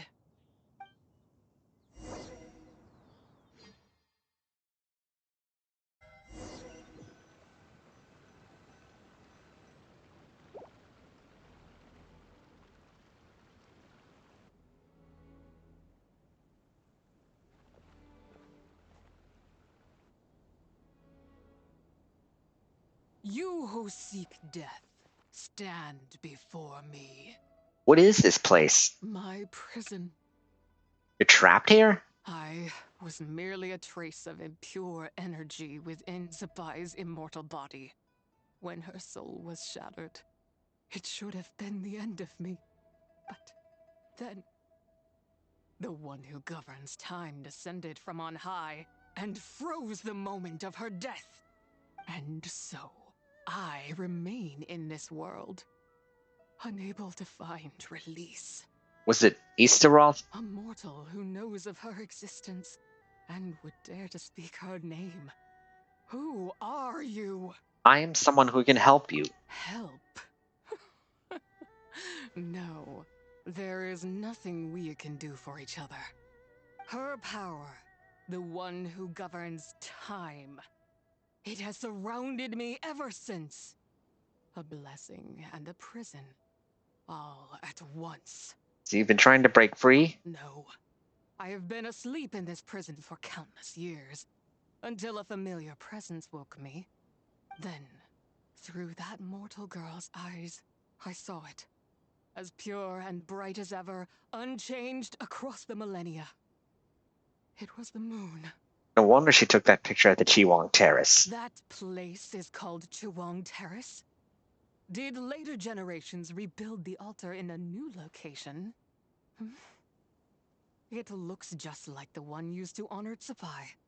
Could it be that traces of what happened back then still remain in this world? What is it that happened? That memory is embedded deep within the essence of Tsubai's soul. It is one that should have been forgotten. Yet, it is precisely that which haunts my every waking moment, fuels my rage, and denies me a modicum of peace. Now you, a mere mortal, come to seek that which is forbidden. So, let us see whether the fire that fuels your ambition is a hero's wisdom, or a fool's courage. What do I need to do? I shall relinquish control over this body's curse, and let it devour everything within sight. Run as fast as you can, lest this prison become your grave. Uh-oh. I don't like the sound of this. It draws near. The river of time, come to sweep all into oblivion. A torrent of tears for the dead and departed. This must be the curse of time. I shall wait for you at the end, mortal. Evade being swept up in its waters, and I will show you everything. Okay, I accept your challenge. Fail, and we shall sink into oblivion together.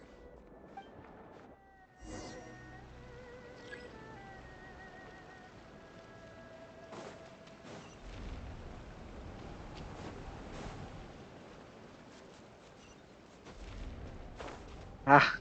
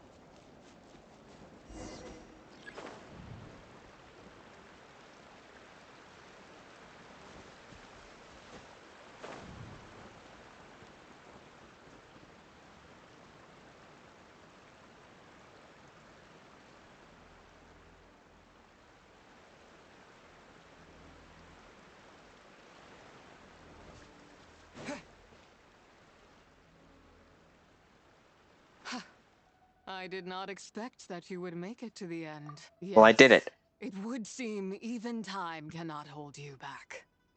In that case, perhaps this truth is one you can bear.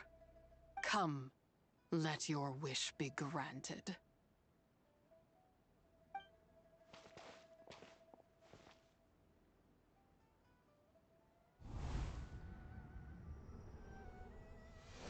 Under moon eternal, in radiant night, a maiden grants silk, soft and light.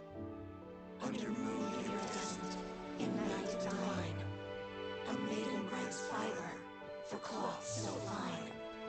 Under moon of frost, in night so great, a maiden grants tools to divine our fate. What are Mom and Dad doing? Shh, just make a wish. The kind Adeptus on the moon is listening.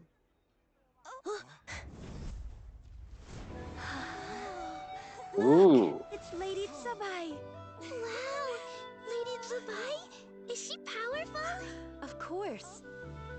She taught us how to grow grain and beans, millet and rice, how to peel hemp and reel silk, spin thread and weave cloth, how to cut stone and build houses, cast bronze and forge tools. According to Mom and Dad, the Adeptus Tsubai is the god of soil and grain, who blesses our land and its crops. Huh? Lady Tsubai's leaving. It's all right. We just have to wait till next year. She'll be back.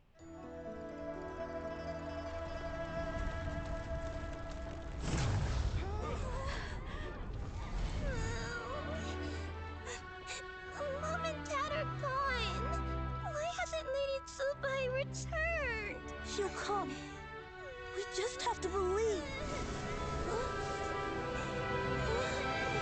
What is that?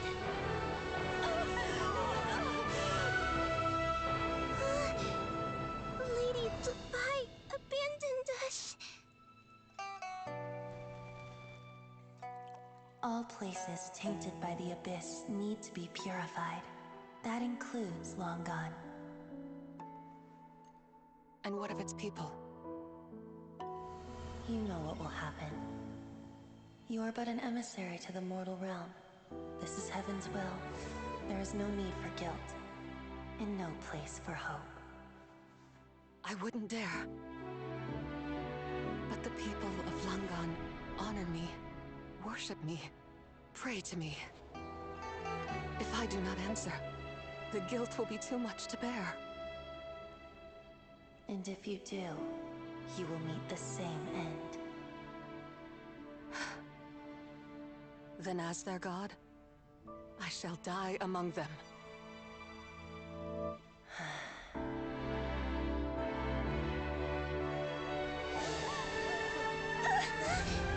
Look! Lady Tsubai came to save us! I knew she wouldn't abandon us! Run!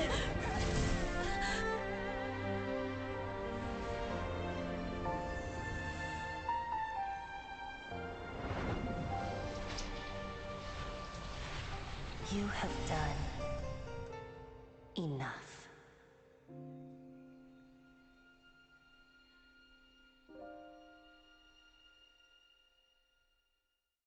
Now you know the truth. These are the memories that suffocate me where I stand and crush me under their weight. Your nation was destroyed. Not just my nation, but the people I loved. Were it within my power, I would ignite a blaze fierce enough to burn a hole through the heavens themselves. But how did it all happen? It was a time of war, one that ravaged heaven and earth. Remnants of the battles, tainted with cursed power, fell from on high and devastated Langan. The heavens decreed that the tainted filth had to be cleansed. No matter the cost, if I just had more time, I could have helped more people to escape. You did give them time. But it wasn't enough! I just needed a bit more, and they all could have survived. You did more than enough. The descendants of long gone made their home all throughout Liyue. Their legacy lives on because of you. I never imagined there would come a day where I found peace. So long this rage has been within me. Yet here in this moment, it has stilled at last. Thank you. If you wish to bring Tsubai back to life, mortal, then you may take the part of her soul that lives in me. Just remember, from this moment onward, the fate of Langan's fallen rests on your shoulders. And that cannot now be changed. What will become of you? As I said before, I am but a remnant of Tsubai's adeptal form, a manifestation of her wrath that was not meant to linger in this world. By taking away this fragment of her soul, you take away my shackles as well. So, let it be done. Any final wishes then? Ah, it's your turn to grant one of my wishes, is it? Very well. In regard to my fate, and that of Langan's fallen, I know there is little I can demand of you. However, should another raise a war banner against the heavens someday, let my name be set upon its cloth. I ask for this, and nothing more. Now, take what you came for. I was a lone moon, shrouded and dimmed in cloud-veiled night. Now darkness breaks, free and unburdened. I reclaim my light.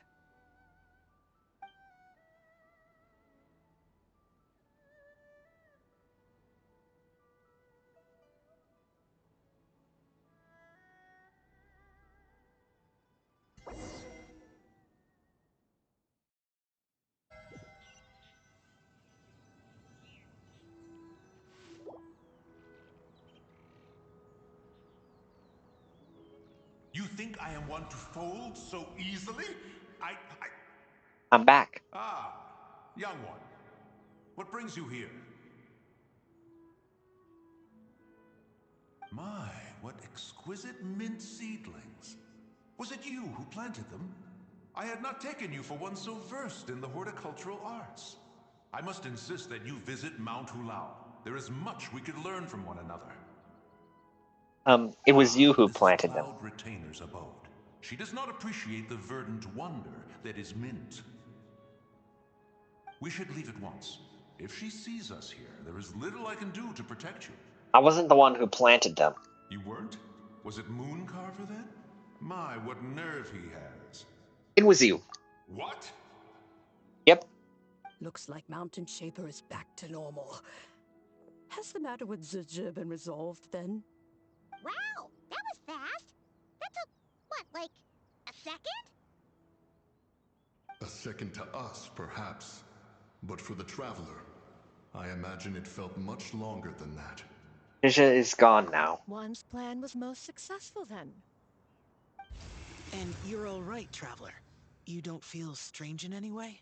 No, I'm fine. Thanks. Well, sounds like good news all around. I'm glad this matter is resolved. What is this matter you speak of? The possession of that mortal child? The matter of Zizhi may have been resolved, but there is another that is far from over. The mint you planted around my abode. It wasn't his Perhaps fault. you have a moment to spare for a little chat, Mountain Shaper.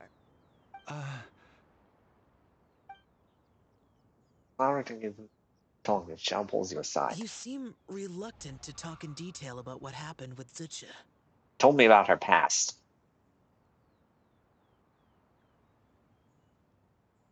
Don't worry. I won't ask you to reveal her secrets to me. And I doubt the other Adepti will either. Huh? You don't want to know what happened? The expression on your face. I know it well, Traveler. It's one I've seen Rex Lapis wear on many occasions. Whatever you learned, it must be too heavy to share. But you're okay, right, Traveler? That deathly self didn't hurt you, did she? No, nothing like that. I'm fine. Well, as long as you're not hurt, Paimon doesn't need to know anything else. It just isn't a happy story. Even so, I hope you feel like you can entrust me with it. If I learned anything from our time together, it's that one should not have to shoulder such a weight alone. Not to mention that certain knowledge brings danger in its wake. I would never want you to feel forced to be the sole keeper of such secrets. Yeah, kind of like how one person can't finish a whole slime, you know? Better to grab a bunch of friends and eat it all together. I'm to call in some fellow slime connoisseurs, huh? Exactly. Wait, no! Paimon's just saying we've got loads of friends who'll be more than willing to lend an ear. Alright then. Careful consideration. You share what you learned about Ling's I never knew there was such a tragic chapter in the ancient past of this land. So, the people of that nation worship the White Horse Adeptus as the god of soil and grain. It would seem, then, that Rex Lapis had a similar reason for withholding the details of his recent trip. I've often wondered if he had companions to stand by him before we met. Or if he was forced to face things alone. Regardless, Lantern Rite takes place in 2 days. Let's meet back up again there. If there's no news of Rex Lapis by then, we'll have to come up with a plan. Alright, see you in 2 days. Fingers crossed it all goes well. Alright, that's the second act done. Now let's speed up to head on over to day 3. To act 3, I mean.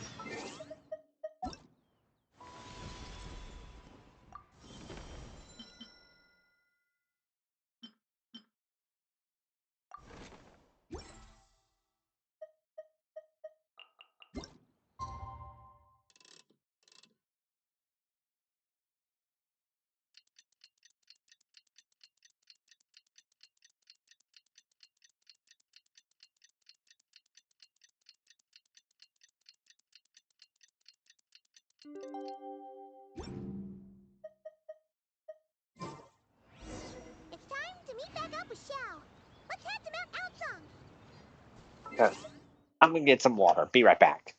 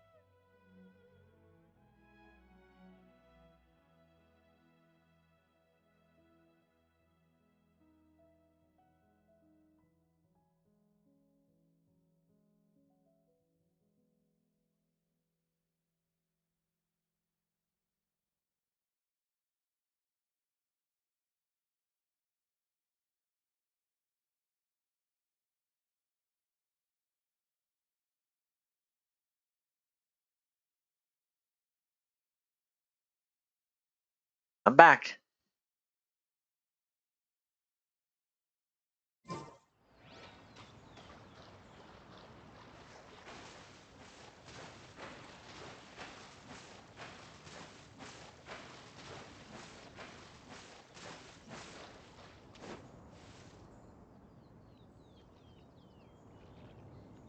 Xiao, Cloud Retainer, Madam Ping! We're here! Any news on Zhongli? Wait, are we missing 2 Adepti? Well, Shenyun banned Mountain Shaper from Mount Outsong for 3 days. Oh, then what about Mooncarver? The scheme to plant mint in one's abode. Was one those two fools devised together? And when it comes to punishment, one does not discriminate.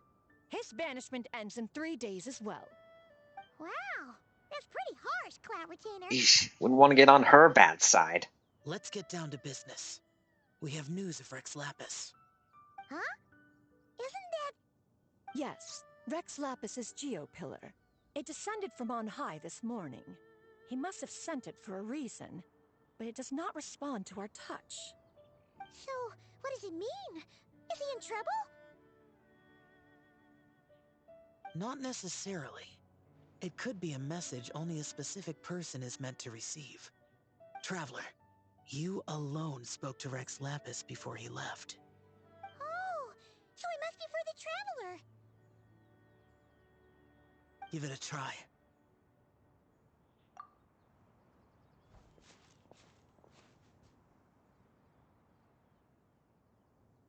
Feels all wrong beneath your fingers. Come to the spring on Mount Qingse. I have left an entrance for you. Zhongli.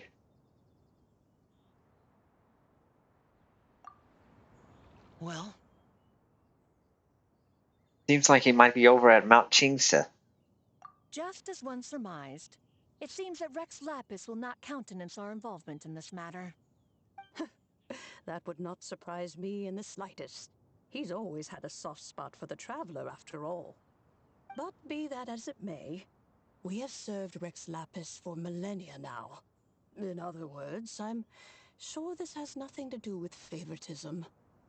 He's probably just trying to protect us. That's right. So you mustn't let your guard down, Don't even worry. if Rex Lapis is by your side. Don't worry, I won't. Alright, let's get going. We'll try not to keep you all waiting. Now it's Act 3 time. But now it's time for Act 3.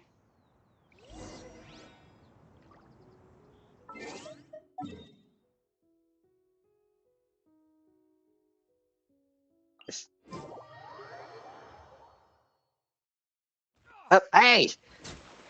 Stupid warthog! Ugh.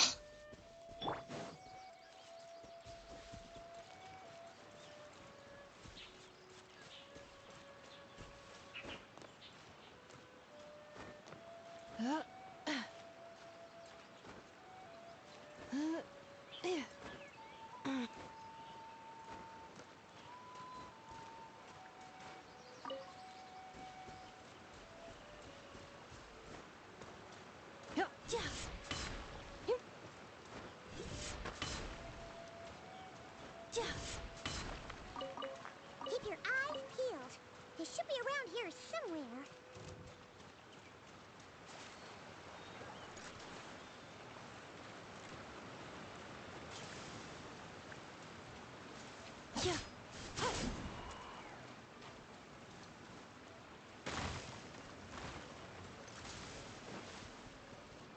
Aha!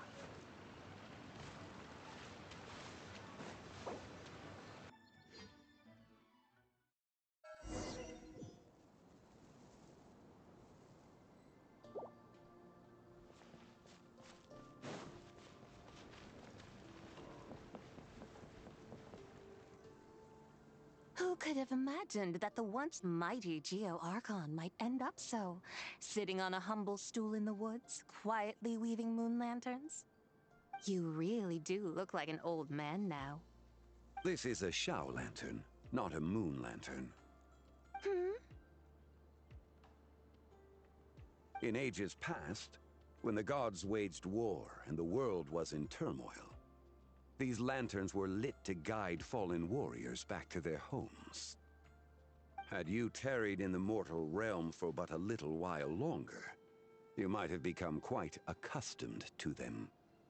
Even so, it bears such a striking resemblance to the moon lanterns they used to offer up to the heavens. Could this truly be mere coincidence? Perhaps in some sense it is, yet in another, it isn't.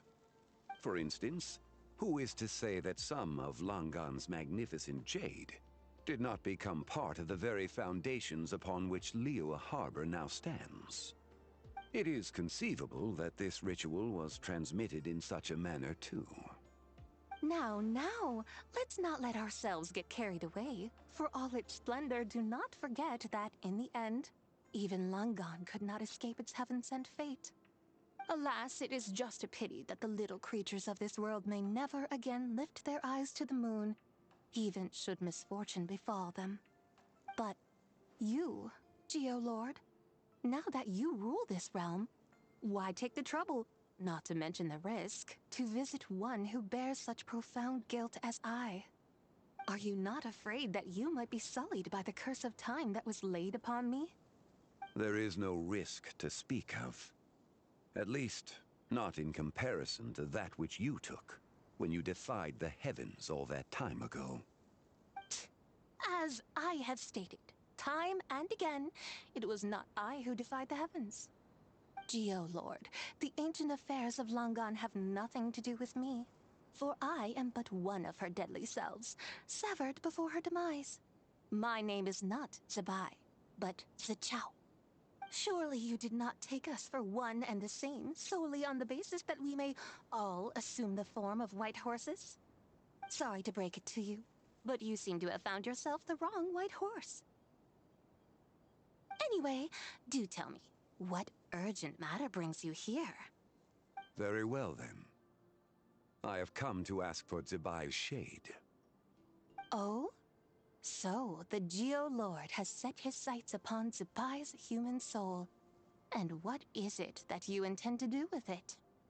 The world outside is changing. With the new moon's birth, the confines of the Shadow Moon are gradually disintegrating. In other words, the heavenly soul is set to return. Consequently, strange phenomena have manifested within Langan's former domain, leading to the earthly soul's reappearance as well. The last of the trio, the human soul, is in your possession. Most intriguing. My intention is to gather all three together, so that an old friend may finally make her return. I must admit, it seems that some remarkable affairs are coming to pass in the outside world. Yet there is one thing you seem to have overlooked, Lord of Geo. Back in the day, it was you that freed me from that painting. And afterwards, I took up arms in your name. Together we first subdued Chenyu Vale, then brought peace to Mount Qingse. It was for this cause that the contract between us was made. But now that the debt has been repaid, what cause have you to expect my aid? Zibai and I have long been friends. Given not only that you were manifested from a corrupt desire within her divine form, but that you also possess a fragment of her soul, how can you purport to be the wrong white horse? I think you'll find that we are now as separate and distinct as any two beings ever were. What once shone with radiant purity has long become dust. What you see is no longer what it was. Oh, great Lord of Geo. Should this still be unclear to you, I bid you take your leave. It seems that the fault lies in my own lack of consideration. As you wish. I shall let this matter rest. Wait! One moment, if you will. Should this not be your opportunity to propose a new contract? The part where you make me an offer I simply couldn't refuse? Even those puny mortals know how to haggle when striking their bargains. Should you, the famed god of contracts, not likewise strive for success through negotiation? Come now, enough with the posturing. It's time to name your price. Very well. I had, in truth, prepared a new contract for your consideration. I knew you would not come before me unprepared. Yet, you should know that I want for nothing, for I live in the mountains, carefree and untroubled. Occasionally, I even find sport in teasing the mortals who stumble into my presence. Then why persist in telling them those ancient stories? I speak of what transpired before the sky collapsed and the earth sank into itself. That is merely my way of passing the time. And what of it? Would any believe, much less remember, the ramblings of a mountain hermit? Those tales have long since spread throughout the mortal realm. Who? Should my words prove insufficient, I invite you to see the world for yourself. To this end, I have found you a pair of trusty guides. The Lantern Rite is presently underway in Liyue, and should prove quite intriguing for you. So this, then, is the contract you have prepared for me? Indeed it is. Think of it as a contract for a one-day festive excursion. Surely you do not hope to offer this in exchange for Tsubai's shade. The foundation of my very existence for a little excursion seems a little steep, wouldn't you say? Why not see for yourself? You can always decide afterwards. The final determination, of course, shall rest with you. Is that so? Then perhaps this deal might not be entirely off the table after all. Where then are these guides of which you speak? Hey, it's Xiangli! Oh, we've been looking for you everywhere. We thought you might have gone missing. This is... You're here. So these are my guides. Well, well.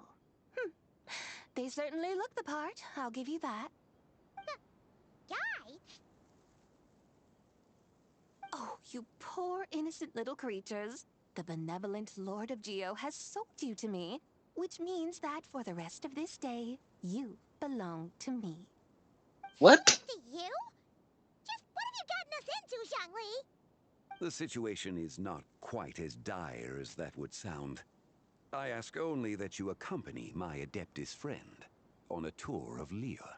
And you'll help us after that. I would suspect that depends on how well you entertain me. Entertain you? Where would you like to take us?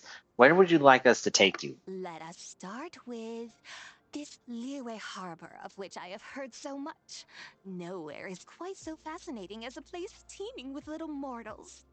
How come this Adeptus sounds so different from what Paimon imagined? Let's just play this by ear. Okay, we'll take care of it. Get ready to find out why they call Paimon the best travel guide in all of Tibet.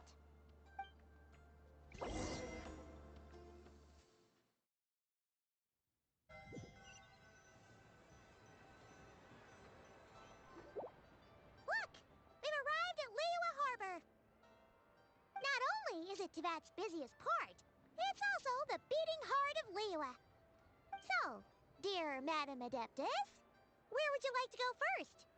With humble fare and wine to sip, in comfort clothed and soul at ease, one eats, and all the heart's ills cease. So we're heading straight for the good stuff? Well, you're in luck, because Paimon's an expert when it comes to food. There are two main cooking styles in Liyue. Li cuisine, which is all about mountain delicacies, and Yue cuisine, which is centered on seafood. The most famous restaurants are Liyue Pavilion and Shinyue Kiosk. Oh, now Paimon's starting to drool. Yes, our only option is to go try them both. 2 meals, back to back. Both sound like excellent options to me.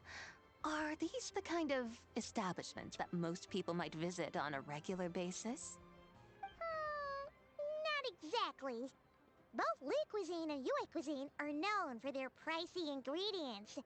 Definitely not what you'd call the budget options. But don't you worry about that. Just think of it as Zhang Li's little treat. I'm putting Hu Tao in the tough spot here, Paimon. Come on! Aren't you supposed to be pals with Hu Tao? I'm sure we can afford to spend a little more of her mora at least. This isn't for an excuse to go gorge on yourself at someone else's expense, huh? Hey! All Paimon wants is to provide our Adeptus with the best possible experience here. Don't you want that too? Both certainly sound like worthy choices. Just now, though, I happened to see a porter pass this way. Where might individuals like him go to eat? A hungry porter, huh?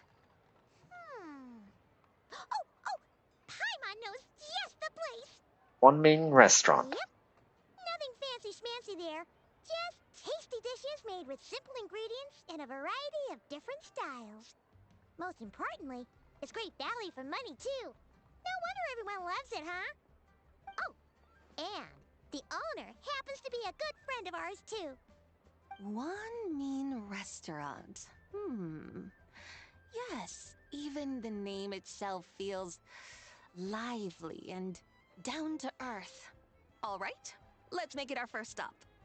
Yippee! That's a great choice, too. Alrighty, let's head over there right away. Paimon can't wait to dig in. Wamin Restaurant, here we come.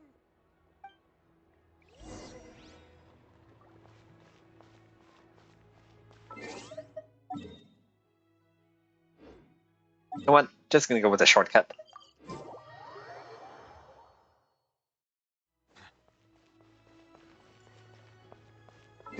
How many more quests do I have to do?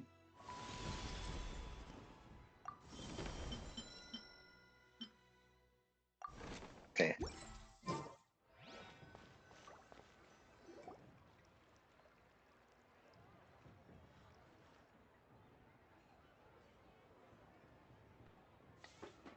Xiangling, Chef Mao, we're here.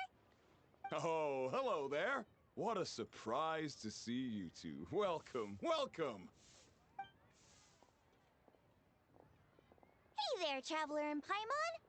We're a little busy today, so grab a table while you still can. But I don't think I've met this lady before. Is she a new friend? You could say that. We brought her here for Lantern Rite. Oh, I see. Well, hey there. A friend of the Traveler's a friend of mine, too. Don't worry, we'll take good care of you. Just order whatever you want, it's on the house. By the way, I'm Zhongling. I cook here at One Mean Restaurant. What's your name? Miss Xiangling, have you ever heard of the White Horse Adeptus? Of course. What about her? I am her, and she is me. Huh? You mean you're an Adeptus? Oh, you young'uns crack me up. Come on, Xiangling. You've got to keep up with the times. Haven't you heard of cosplay? It's like a role-playing game where you dress up as famous characters and pretend to be them. Seriously, it's all the rage, and it looks like this young lady is quite the expert. That's no cosplay. Your friends sure keep their fingers on the pulse, huh, Traveler? Wow, Dad. Didn't know you were so tuned in. But how come I haven't heard about it? You gotta listen to our customers. Didn't I tell you to spend less time chasing after wild vegetables and more time making friends? You're even more out of touch than I am. Hey, I like making friends too. Isn't that what I'm doing right now? Anyway, even if it is just a costume, is it alright if I still call you White Horse Adeptus? Of course it's all right, because that's exactly who I am. Okay. I can see you're really committed to the role. How about I call you the real White Horse Adeptus instead? In that case, you can call Paimon the real traveler. Guess that makes me the real Paimon. Yeah, right. You could have at least switched outfits. Puny mortals.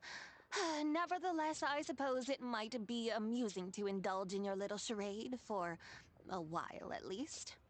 All right, go grab yourselves a table. I'll come take your order in a bit.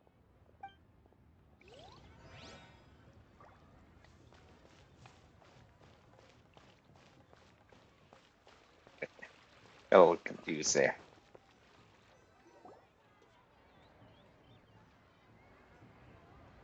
Hello. May I ask if Miss Xiangling and Chef Mao are here? Yeah, they're just over there. Wait a sec. Aren't Oh, you? it's her. So, what would you like to... Huh? You're... Hello, Miss Xiangling. It's me.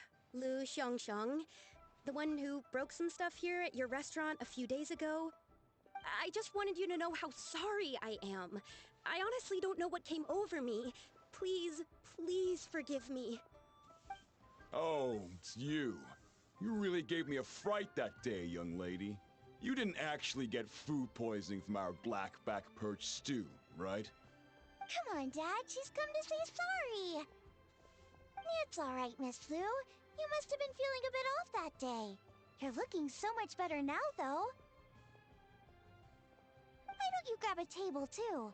This one's on the house. No, I couldn't possibly. Hey, it's totally okay. We all feel under the weather sometimes, especially when we're away from home. Go on, find yourself a... yikes. Looks like all the tables are taken. Wanna come sit with us? We've got an extra seat over here. Must be fate, huh? Thanks, guys. So what would you like to eat today? Feel free to order anything you like. I should very much like to sample your renowned poisonous blackback perch stew. It wasn't poisoned. That was all on me. So that's one portion of blackback perch stew. How about you guys? Paimon wants... It's on the house. Why don't you choose for us? Sure thing. Looks like Paimon's having trouble making up her mind. Anyway, I guarantee you'll love it. Let me think. Well, since the blackback perch stew is on the spicier side, I guess it makes sense to balance it out with a serving of stir-fried shrimp.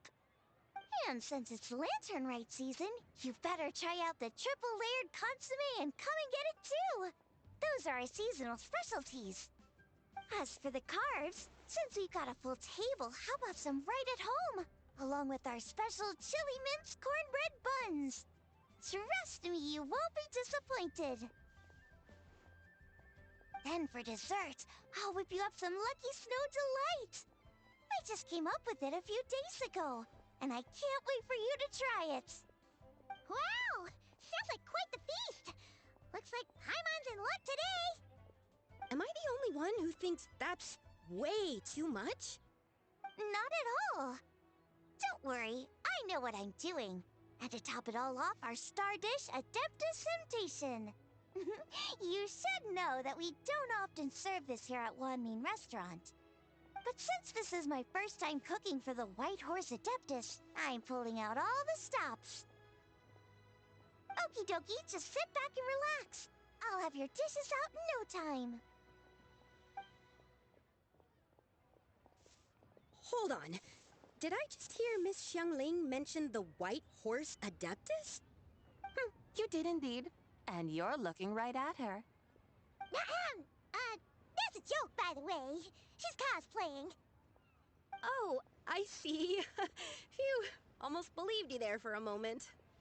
Tell me, little one, what business might you have with the White Horse Adeptus? It's a long story. Basically, a while back, I took part in an archaeological dig over at the chasm. While we were there, we discovered a number of relics. Our findings show that they date back to the era of Long Gone, an ancient nation whose people are said to have been the ancestors of some of the modern-day inhabitants of Chenyu Vale. And why might such matters concern the White Horse Adeptus? Because some of those relics not only seem to contain textual references to her, but even depictions of what she looked like. There have long been legends claiming that the White Horse Adeptus was a deity of that era, but there are plenty of other theories out there too. If I could just locate some more detailed records, I'm sure we'd be able to find out so much more. So you're into history? Well, to tell you the truth, I actually joined the archaeological team by sheer accident. But once I'd started down this path, I knew that I wanted to make something of myself. Recently, though, things seem to have taken a turn for the worse. Still can't believe I caused such a mess and even ended up hurting someone. Oh, so you're considering becoming a martial artist now instead? No, I mean, they weren't seriously hurt. It was just a few scratches, and they let it go after my mother compensated them. You know that really wasn't your fault. Either way, my career is pretty much over. And even though both the victim and the Ministry of Civil Affairs say they won't be pursuing the matter any further, my father says he's going to punish me according to our family rules. Family rules? Yeah, he's decided to ground me. I'll have to return to Chaoying Village after Lantern Rite, and goodness knows when I'll be allowed to leave again. Wow, that's harsh. Sounds like the kind of thing only rich, super traditional parents would do. We're not exactly rich, though. All we own are a few tea fields in Chaoying Village and a guest house in Liyue Harbor. A guest house? It isn't Baiju Guest House by any chance? Ah, so Boss Lou must be your... Yep, he's my grandfather. So, you've heard of the guest house before? Small world, huh? Come to think of it, didn't Boss Fu mention something about hoping that the White Horse Adeptus would show up and let her divine power be known? Well, she showed up all right. Sure, but Paimon's guessing this wasn't exactly what he had in mind. Keep it down. Little one, it sounds to me that your family is rather well off after all. What then drew you to archaeology? Why subject yourself to such unnecessary hardships? Even if I stayed at home, there's no guarantee I'd lead a nice, easy life. Just look at my father. Recently, my grandfather put him in charge of the guest house, and he came up with a bunch of ideas right away, starting with changing its name. That didn't turn out well, though. My grandfather yelled at him for days, even calling him a bad son, and they still haven't let it go. Oh, Paimon thinks we might have heard about that too. Long story short, being dependent on others is never fun. You just end up being completely under their thumb. That's why I want to make it on my own out here, no matter how hard it is. After all, as the saying goes, to rise above others, one must endure the hardest of hardships.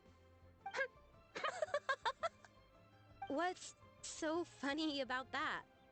You poor, innocent little creatures never fail to amuse me. To think you would endure all manner of hardships in your brief time on this mortal plane, and all that merely to rise above others. I would have thought that the wiser path would be to simply roam this world as I do. Huh?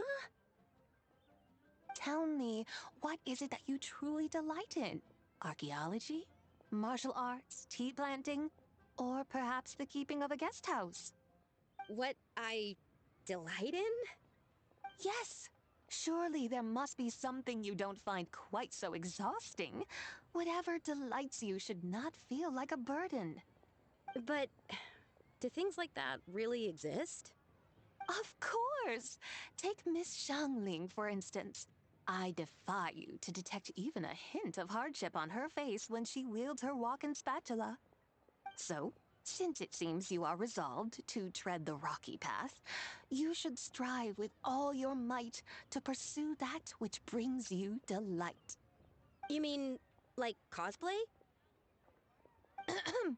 I suppose you might say that. Looks like the White Horse Adeptus is really getting into her role. I think I get what you mean then. Maybe I should have a chat with Miss Xiangling before I head home. Okay, everyone, sorry to keep you waiting. Here's your food. Wow, it all smells so good. Oh, finally! I get to try that famous poisonous stew. Hey, didn't you hear what Shang said? It wasn't the stew. If anyone's to blame, it's that other you. Let's stop. How fiercely this mortal fare burns upon the tongue!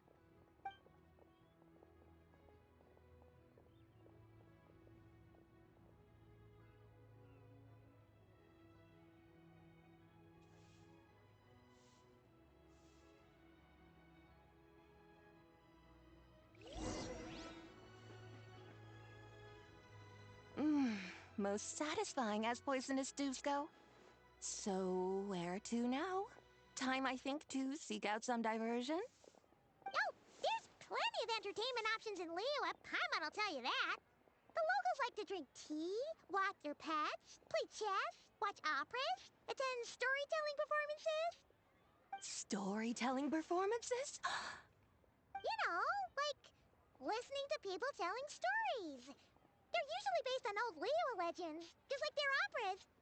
Stuff like The Divine Damsel of Devastation, Through the Eyes of a Dragon, or The Sanctification of Tao Do. What about the story of the bright moon that sits in the sky above us? Paimon doesn't think she's heard that one. Still, the moon does come up quite a lot. It's even in the name itself. The Yue in Liyue actually means moon. Since we're on the Really? subject, you like telling stories yourself, right? Why don't we go check it out? In that case, I'll have to trouble the two of you to lead the way. Awesome! Let's go! Third round knockout, here we come!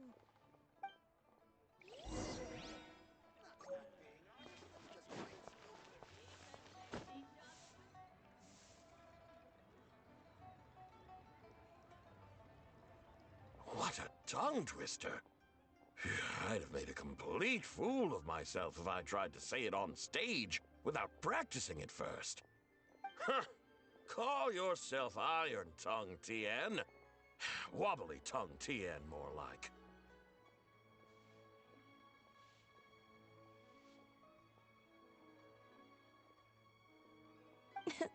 I used to have that problem a lot. But if you just take your time to grasp the meaning and commit it to memory, you'll be able to say it smoothly in no time. You're right, Miss Yoon. I'll give it another try. Hey, Yunchin! Fancy seeing you here! What are you two talking about? Ah, Traveler and Paimon, we meet again. And who, may I ask, is this? You may call me the White Horse Adeptus. The White Horse Adeptus? She's not really an Adeptus. He's just cosplaying as one. I see. Well, it certainly looks like a lot of fun. Oh, funny you mention it. This type of thing is actually something I'm quite familiar with. Once, to perform Through the Eyes of a Dragon, I decided to imagine that I was Rex Lapis himself. It was the only way to truly inhabit his mindset and understand his resolve to quell those demons. Sounds like you just wanted an excuse to feel all big and powerful. Hey, that's... You just don't understand how inspiration works. You're one to talk. Paimon's traveled all over with the Traveler, and she's seen things that would make your jaw drop. All right, then. Since you claim to be so knowledgeable, why don't you prove it by reciting an ancient poem? An ancient poem? Which one? Ha! See? You mean to tell me you've never even heard of the ancient poem called An Ancient Poem? What kind of a title is that? Quit teasing, Paimon. We only just found out about that ourselves. He's talking about the writing on those ancient relics. When we first saw it, we couldn't figure out what it all meant. So in the meantime, we decided to just refer to it as an ancient poem. However, thanks to the painstaking work of the scholars who were tasked with decoding it, it seems like that's exactly what it was. Or rather, an ode offered in veneration of the moon and the White Horse Adeptus. Oh yeah!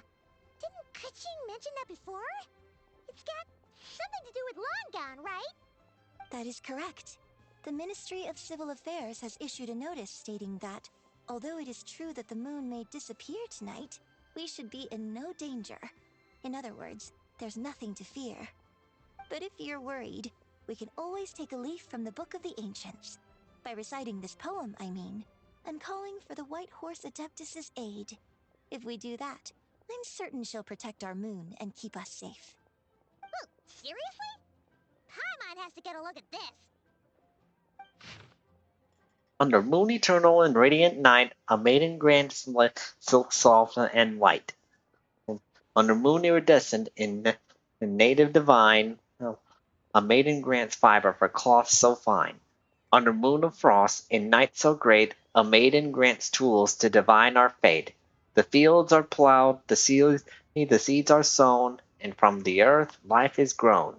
The seedlings stretch, the crops do rise, and all unfolds before our eyes. Fruits are gathered, sweet wine is poured, these gifts we offer to our Lord. Pure as heaven, so fair and bright, she shines as light in this dark night, and with her does this wish take flight. Under moon eternal, in radiant night, a maiden grants silk, soft and light? What in Tivat's that supposed to mean? Feels like tongue twisters to me. Under moon iridescent, in night divine, blah blah blah, something cloth so fine. Something about fields being plowed, something else about seeds being sown from the earth. Seriously? What is this? The fields are plowed, the seeds are sown, and from the earth, life is grown. Whoa! You did that without even looking! Bravo! Bravo! We have an expert in our midst. Looks like this young lady really does know her role inside out. If I didn't know any better, I'd have taken her for the real deal. That's because I am the real deal. That's the spirit. This is exactly the kind of mindset I was talking about. Behold, mortals, I am none other than the indomitable Rex Lapis himself. Kneel before my godly splendor. Believe me, young lady, I know exactly why you do it. Back in the day, I was just like you. I must say you are rather amusing as mortals go. Miss White Horse Adeptus, it is a great pleasure to make your acquaintance today. I have some questions regarding the poem, and I was wondering, perhaps, if you might be able to shed some light on it? You want me to explain the full meaning of its verses? Your guidance would be much appreciated. Fascinating. Huh. Tell me, do all the people of Liyue still express such reverence for the ancient ways? Well, it's true that we hold a deep fondness for our history, but it is hardly our only pursuit. One of my good friends, for instance, is even more devoted to the modern Fontanian art of rock and roll. Exactly! And don't forget, great practitioners of the role-playing arts walk among us too. People like me and you, young lady. Yes. So rather than placing too much emphasis on our reverence for the ancient ways, it might be better to say that here in Liyue, 100 passions bloom, each with a voice of its own. I see. Then, I suppose it wouldn't do any harm for me to enlighten you. In truth, it is but a simple poem of blessings. Its meaning is this. As the eternal moon rises in the night sky, a maiden adorned with lustrous jade descends upon the earth. She blesses the kudzu vines and mulberry leaves, so that they may be used to make coarse cloth that is nevertheless soft, light, and comfortable to wear. As the iridescent moon rises in the night sky, a maiden adorned with lustrous jade descends upon the earth. She blesses the kudzu vines and hemp, so that they may be used to make fine, luxurious cloth. As the frost moon rises in the night sky, a maiden adorned with lustrous jade descends upon the earth. She blesses the mugwort and artemisia, so that they may be perfect for divination. So she really did come down from the moon? She shows the people how to use the plow and spade to purge the land of weeds, till the soil, and heap up the earth to make it fertile. Then with the hoe, she teaches them to sow their grain, bestowing the promise of life upon every seed. She blesses the millet and the beans, ensuring that their stalks and vines stretch forth without end. She graces the wheat and the rice, so that their heavy heads are filled with plump, glistening grain. Sounds like she's a real pro at all this farming stuff. The fruits of the field are harvested and brewed into sacred wine for honored guests. This we reverently present to the Divine Maiden, with every ceremonial step flawlessly observed, so that she may witness the depth of our piety and respect. Oh, Divine Maiden, how can your graceful presence in the sky not seem like that of a fairy descending from the heavens? Oh, Divine Maiden, how does your pure and radiant form not resemble the guardian spirit of our land? I send my heart's desire, ascending to the heavens, beseeching you to grant us good fortune and blessings in the coming year. Huh? So, that's what it's supposed to mean? I find myself speechless, moved beyond the power of words to convey. Oh, young lady, you have shown me the heights to which a true role player might aspire. A truly remarkable performance. I did not anticipate that anyone could unravel this poem with such depth and clarity, and so soon after the Ministry of Civil Affairs noticed, too. I'd even begun to consider myself somewhat versed in the matter, but as they say, there's always someone more knowledgeable out there. Allow me to extend my thanks to you, Miss Whitehorse Adeptus. You are far too humble, young one. I must confess, it is I who have been surprised, not only by you, but also by this Liyue Harbor of the present day. Ah, so you're not from Liyue.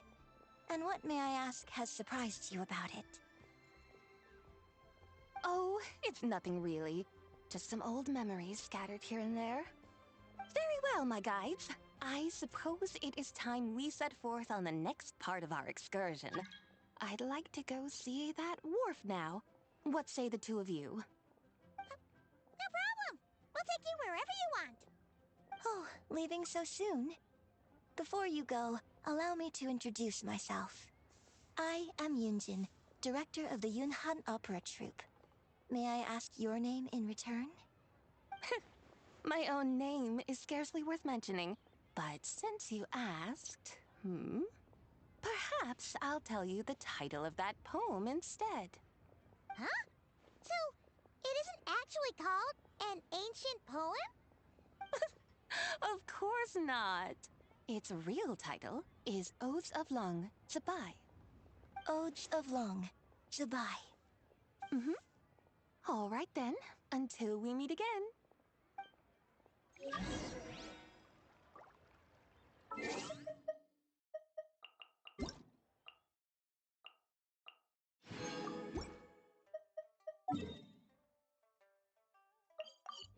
Now for the wars.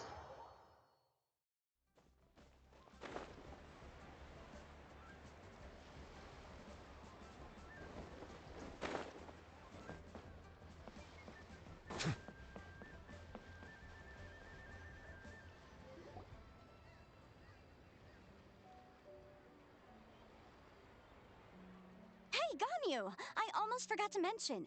On my recent trip to Notcry, I came across something really fascinating in the Frost Moon Scion's library. I found records in their collection of another divine envoy living on the moon. A divine envoy on the moon? You don't think it could have been referring to the White Horse Adeptus too, do you? No way to say for sure. Still, the similarities between our legends are intriguing, to say the least. Isn't it amazing? Especially when you consider how far apart we are. It truly is. We might live in different lands, but when we look up at the night sky, we all see the same moon and stars. Right? It's like we're all bound together, no matter where we are. When you think of it like that, it's almost as if our friends from other nations will be right here celebrating with us. Isn't that a wonderful thought? No wonder you were so excited to go see the giant lantern when you first got back. Sounds like you're a real fan of the White Horse Adeptus, huh? I guess you could say that. Just a pity she's so elusive. Even Granny's never met her, you know? Maybe she really is just a legend after all. Hey, Yanfei and Ganyu! Trust, Paimon. The White Horse Adeptus is as real can be. Huh? Oh, look! It's the Traveler and Paimon! Feels like I haven't seen you two in, like, forever. Happy Lantern Rite. It's so good to see you again. Hey, you two. Happy Lantern Rite. Happy Lantern, right? Did I hear you right just now, Paimon? Does that mean you've actually seen the White Horse Adeptus? She has indeed. And now, so have you. Huh? And you are? Why, who else? The White Horse Adeptus, of course. Could you maybe start with something else next time? You're the White Horse Adeptus? She's cosplaying as the White Horse Adeptus. That's right. Allow Paimon to introduce you to our new friend, Zichao. She's been low-key obsessed with cosplaying the White Horse Adeptus ever since we met her. I see. Well then, greetings, Mr. Chow. My name is Yanfei, and recently I've been low-key obsessed with learning everything I can about the White Horse Adeptus. I'm sure the two of you will get along like a house on fire. Oh, and by the way, I'm Ganyu. So, Mr. Chow, you must be here to see the giant lantern too, right? Hmm? A horse-shaped Zhao lantern? Is that what I think it is? That's right. A lantern made to honor the White Horse Adeptus herself. Isn't it gorgeous? Huh? What are you laughing at? Both the lantern and myself. What do you mean? Oh, this lantern truly is an artistic masterpiece. But tell me this. Have any of you ever seen a horse before? Come to think of it, Paimon can't remember ever actually seeing one herself. What about you, Traveler? How can they not know what a horse looks like? And again, I haven't seen any in Tevat either. So it may not be common in Tevat. I have, but not here. This horse appears to be mid-trot, but it has adopted what is called a lateral gait, where the legs on one side of the body move together in unison. A rather rare sight indeed. Just now, I suddenly pictured myself, I mean, the White Horse Adeptus running the same way. The image was so absurd, I could barely contain my mirth. Oh, really? I never knew that. You learn something every day, huh? Oh, come on! It's basically a giant piece of fan art! Who cares if it's different than the original? So, why laugh at yourself? I was merely laughing at my own ignorance. I came here thinking that the White Horse Adeptus's tale had been long forgotten. Yet here I am, gazing upon a lantern made in her honor. Well, you couldn't have been more mistaken. There are so many tales about the White Horse Adeptus, I'm starting to lose count. Just off the top of my head... Just so you know, Yanfei, we've heard it all like a million times before. Aha! But there's one thing I can guarantee that you haven't. Huh? You mean like a new chapter of her stories come to light? Mm-hmm. And I heard it from Ganyu just yesterday.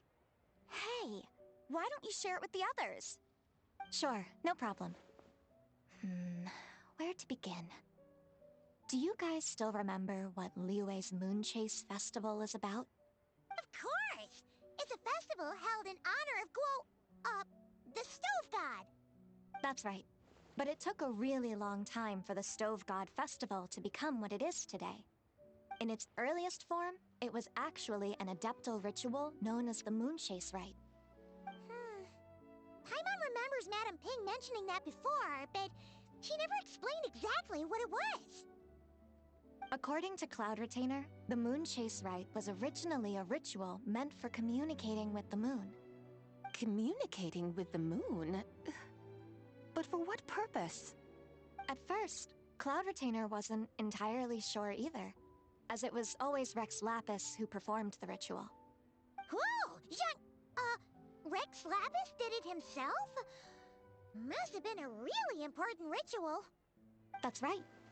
Unfortunately, despite numerous attempts, they never actually received any response from the moon, which is why they eventually stopped performing it.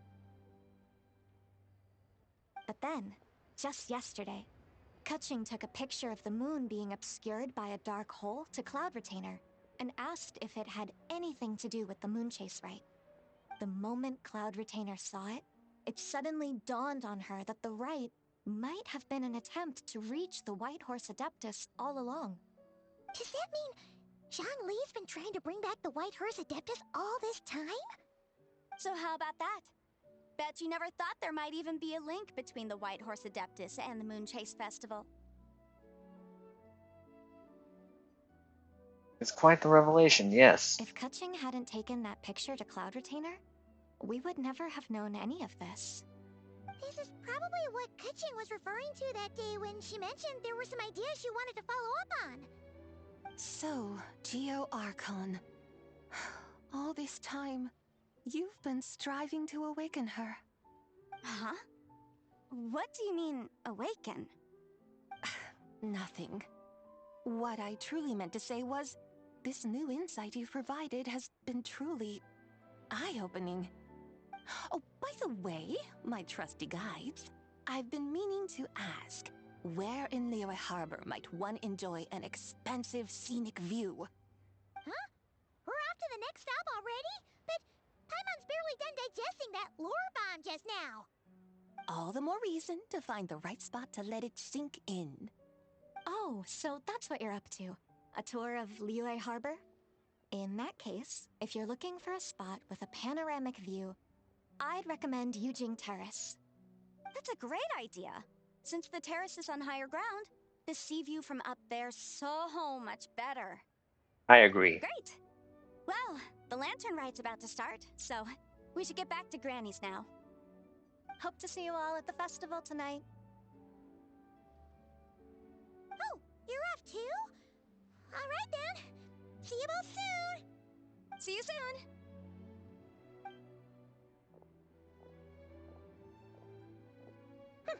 Very well, my guides. What are we waiting for? Okay, you're the boss. Yujing Terrace it is. After all, the customer's always right. Hold on a second. Something else you needed to do? Let's take a photo here in front of the giant lantern. Oh, Paimon likes that idea. And what, may I ask, is a photo? It's this awesome invention that lets you record moments in the blink of an eye. Except, you've gotta try not to actually blink. Oh? What must I do in preparation then? Nothing. All you gotta do is choose a pose. The Traveler will handle everything else.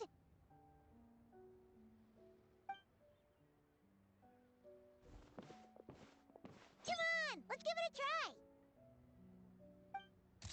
Look, we got a great picture. Paimon's gonna call it The White Horse Adeptus Meets the White Horse Adeptus in Liyue Harbor. Huh. They've even discovered a way to preserve moments in time. Now I truly am curious to witness what else these mortals might accomplish. Very well, let us proceed. Yujing Terrace lies in that direction, does it not? Hey, wait for us!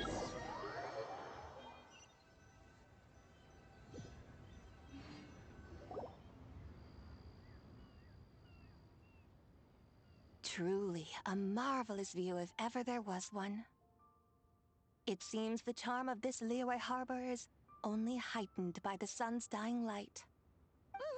And soon, people will start releasing their Xiao lanterns to mark the most important day of the year. Practically everyone will be with their friends and family, eating a big meal, chatting, and even setting off fireworks. Trust Paimon, it'll look even more amazing then. What do you say? Want to stay to see that? No need. Let us bring this weary day to a close. Weary day? You didn't enjoy your tour? I had imagined you would arrange for me to witness some grand spectacle. Perhaps the descent of divine beings, the manifestation of the sacred before mortal eyes, or the appearance of a selfless hero come to aid the helpless and downtrodden. Or, should that not come to pass, then at the very least spend a little more coin. For that, it seems, is how one finds true enjoyment. Alas, but there was none of these. Instead, we merely filled our bellies, listened to tales, and gazed upon a crude imitation of my likeness. And now the sun begins its descent. What a day of quiet tedium. Well, we're so sorry. If we'd known that was what you wanted, we'd have done it all differently. It's all that Zhang Li's fault for not making the customer's requirements clear. Well, it's too late now. Do you still believe I would part with that soul fragment, now so intertwined with my very being? But It's scaring Paimon already. I knew you were the more astute of the pair. huh? You were just trying to scare Paimon? It seems the realm of the Geo-Archon has a way of making one more stony-faced. So, you were just pulling Paimon's leg? Of course. I was merely engaging in a little banter with the two of you.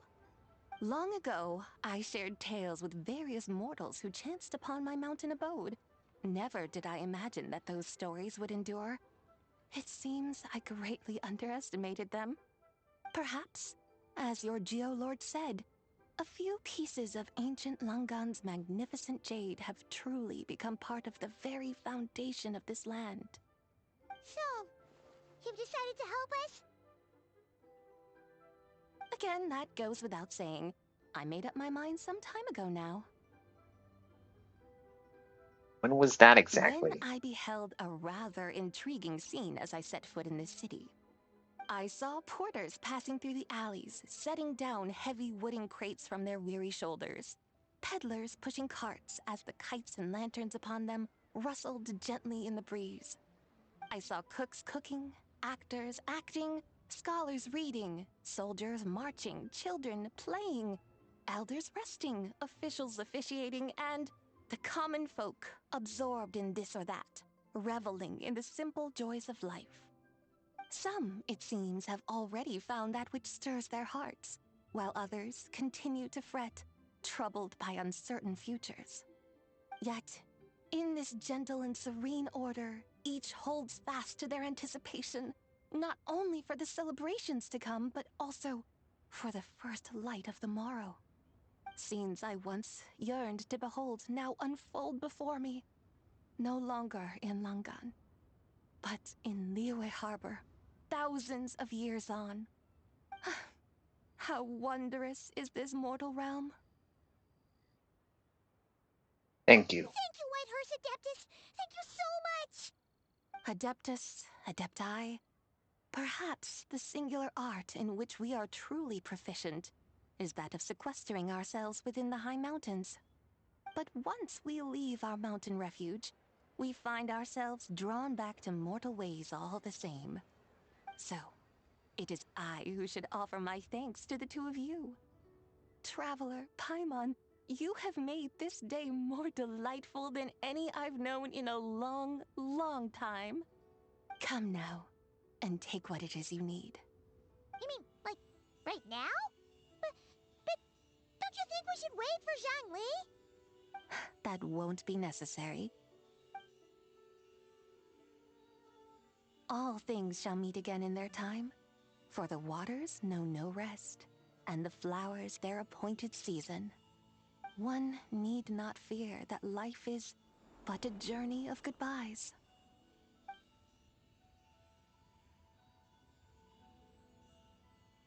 Is she gone?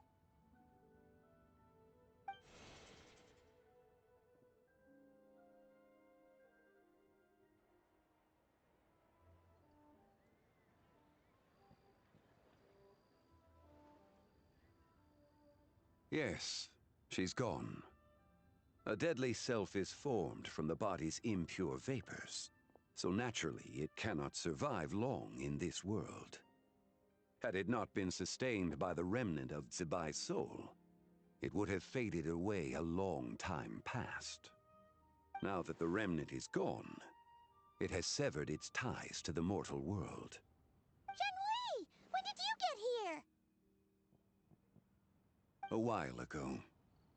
Paimon would have thought you'd at least want to say goodbye. Though mountains endure, the ceaseless waters will, at last, wear away their sharp edges.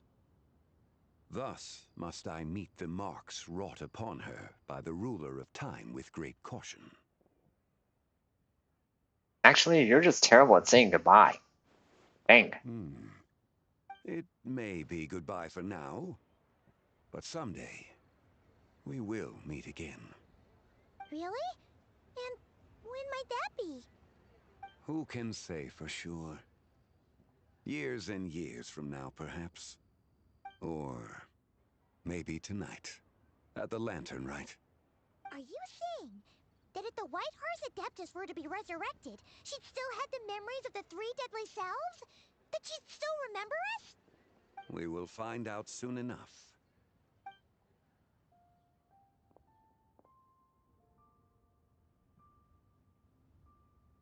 It is time. The rite is about to begin.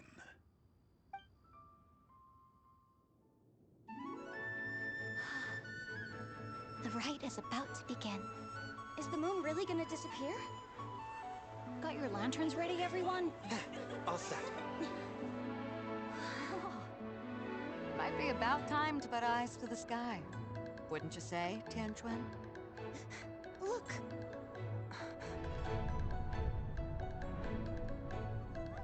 When the sun's out, eat the sun. When the moon's out, eat the moon! Whoa, is this a lunar eclipse? Under moon eternal, in radiant night, a maiden grants silk, soft and light. Under moon iridescent, in night divine, a maiden grants fiber for cloth For so you. fine. Under moon of frost, in night so great, a maiden grants tools to divine our fate. The fields are plowed, the seeds are sown, and from the earth, life is grown. The seedlings stretch, the crops do rise, and all unfolds before our eyes. Fruits are gathered, sweet wine is poured. These gifts we offer to our Lord. Pure as heaven, so fair and bright, she shines as light in this dark night. And with her does this, wish take flight.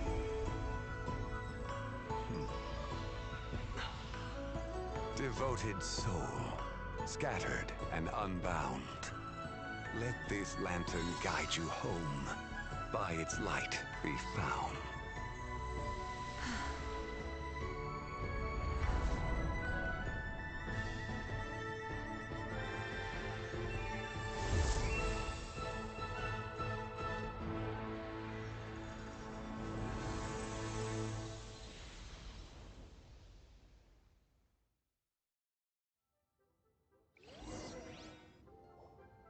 Did we do it?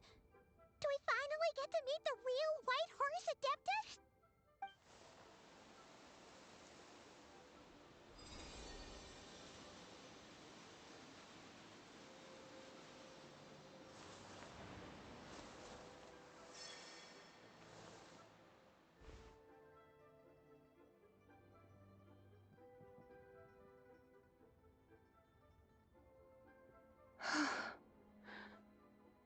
This place. Where am I? A familiar land, now known by the name of Liyue. Liyue? The peaks adorn the clouded moon. Then, who might you be? Oh no! She seems to have lost all her memories after all. And those countless lights in the sky. What are they? These lights, each like a dwelling in glad accord, usher in this day of joyous rebirth. And whose rebirth might that be? That of my old friend, Zibai. Zibai? Yeah, that's you! Don't you remember anything at all? That's... me? Oh, yes.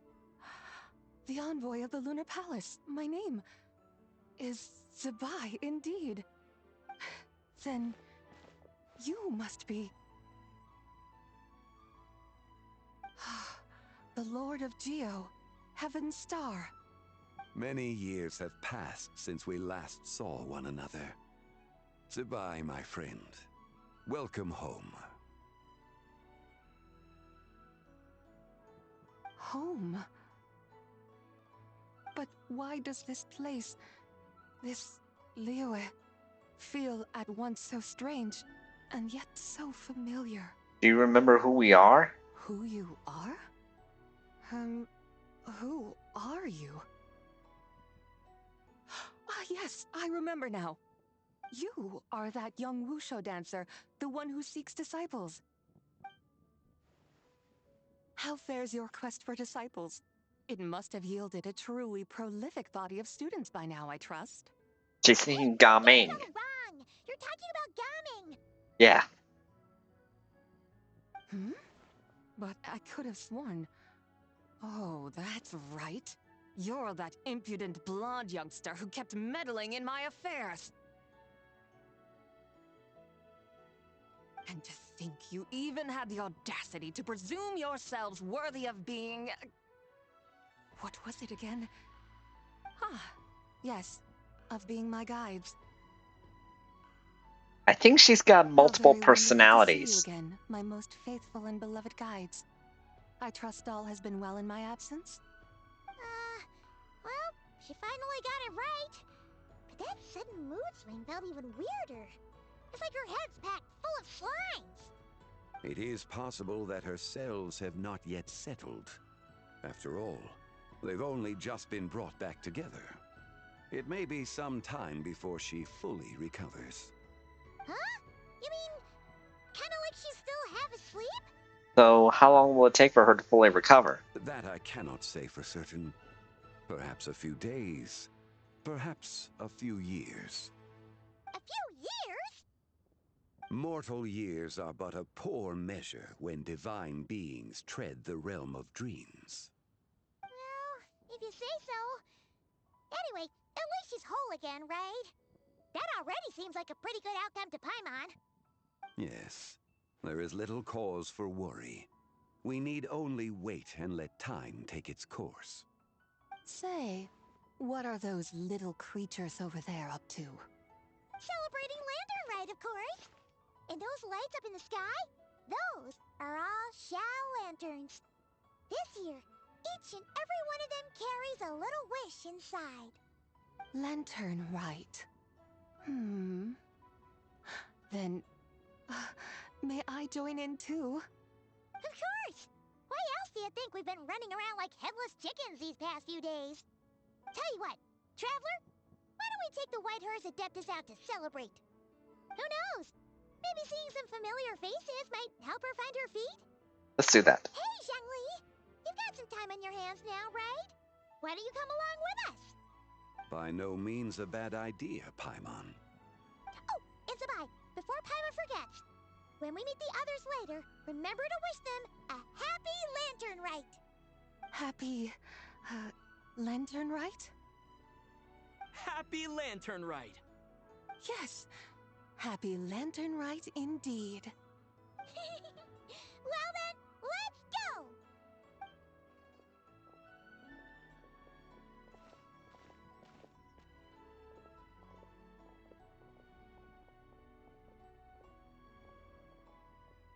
Lantern Rite. A night of joy, reunion, and moonlit blessings for all.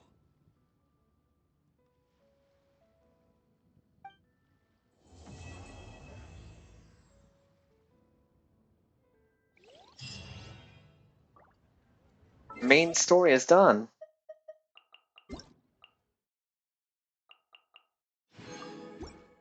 Yeah, I redeemed some codes while I was while this was going on.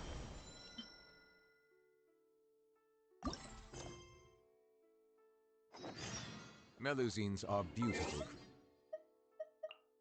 creatures.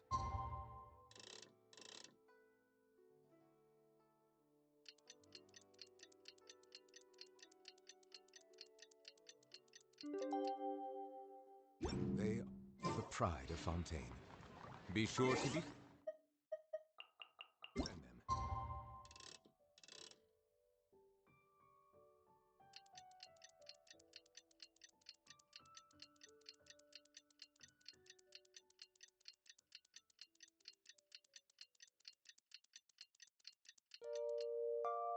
And cause them no harm.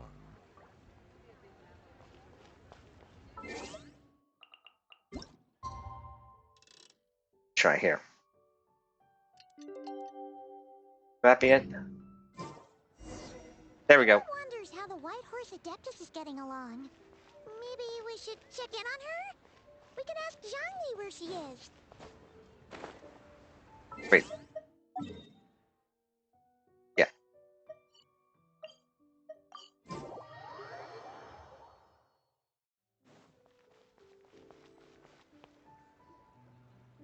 Oh, looks like Zhangli hasn't stopped by for tea today. Hey, are you two looking for your friend? Try going up that way. Is Zhangli up that way? No, but that young lady who was dressed up as the White Horse Adeptus the other day is.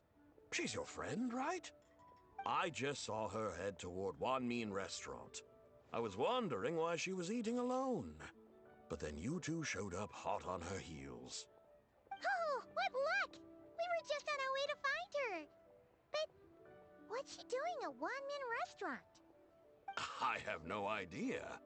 I said hello, but she completely ignored me. She couldn't have forgotten who I am, right? I mean, we're kindred spirits, aren't we? Maybe she's still half asleep. Her brain might be a little fuzzy. Oh, that makes sense. I was wondering why her eyes were so red. Her eyes were red? Oh, that doesn't sound good. We need to find out what's happening. You young people, staying up all night because you think you're invincible. Look at your friend. Missing out on sleep so she can pretend to be the White Horse Adeptus. That's where that leaves you, you know. A word to your friend from someone who's older and wiser. She really needs some rest. Paimon won't be so certain about the older and wiser part. Yeah, what was that? Nothing. We'll make sure to pass on your message. Hurry along, then. Oh, and don't forget to come back and check out my Rex Lapis cosplay when you're done.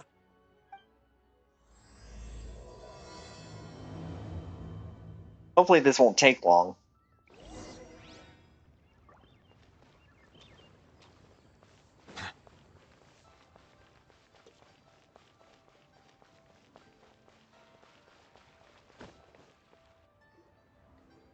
Where's the proprietor? Come out and see me at once! Xiangling and Chef Mao aren't here right now. What can I help you with? And who might you be? My name is Shenhe.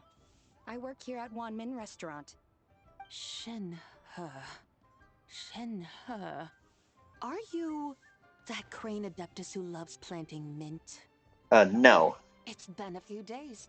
Have you improved your gardening skills? Did you manage to cover the slopes with mint? Mint? I don't know anything about mint. But I am familiar with Qingshen and glaze lilies. Ha! Already casting mint from your mind. How can a practitioner of self-cultivation be so fickle, chasing after every new plant that catches their eye? I'm not sure I get what you mean. Are you delirious from hunger? Would you like something to eat? Shenhe! White Horse Zabai! So this is where everyone is! Traveler, Paimon. It's been a long time. Happy Lantern Rite. Happy Lantern Rite, Shenhe. Is this customer a friend of yours? I guess you could say that. Don't mind her, Shenhe. She's just a little cranky because, she didn't sleep well last night and she's only just woken up. Look how red her eyes are. I see. Yeah. In that case, Miss Zabai, I have a tonic here infused with Shingsen. It's cool and soothing when applied to the eyes. Would you like to try a few drops? Stop right there! Who are you two noisy children? Hey, have you forgotten about us already? We're your guides. Guides. Yes, I seem to recall something about some guides. Ah, yes, now I remember. What luck! I was just looking for someone to show me the way to Elong Wharf. Huh. Is she starting to come around? What do you want to? Why do you want to go to Yilong Wharf? Someone requested my help in purchasing some tea leaves. I was informed they have discounted prices during the festival and that I shall get a good deal there. Tea leaves? This sounds like Zhongli's doing. He sure knows how to get people running errands for him. Has Zhongli started buying discounted tea? Your friend Rex Zhongli initially requested the most expensive tea, but then a young lady in a hexagram hat mentioned he'd burned through the Wangsheng funeral parlor's yearly expenses at an exhibition a few days ago. As such, he is only permitted to buy items that are discounted this month. Oh, that's his boss, Hu Tao. It's about time she realized the problem and put a stop to his spending sprees. Oh, I see. So that's why you're here. Unfortunately, Wanmin Restaurant doesn't sell tea leaves. If you're truly in need, I could gather some wild tea from the mountain slopes. You don't sell tea leaves? But I remember your boss, Miss Lu, saying that she owns tea fields. You really should get some rest. The person you're talking about isn't the boss of Wanmin Restaurant. She's just like you. She came here to eat. Is that so? Life really is full of surprises. What surprises? Your brain really is as gooey as a pack of slimes.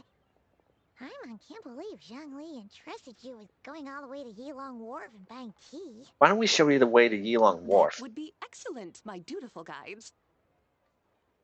Ah, yes, Miss Crane.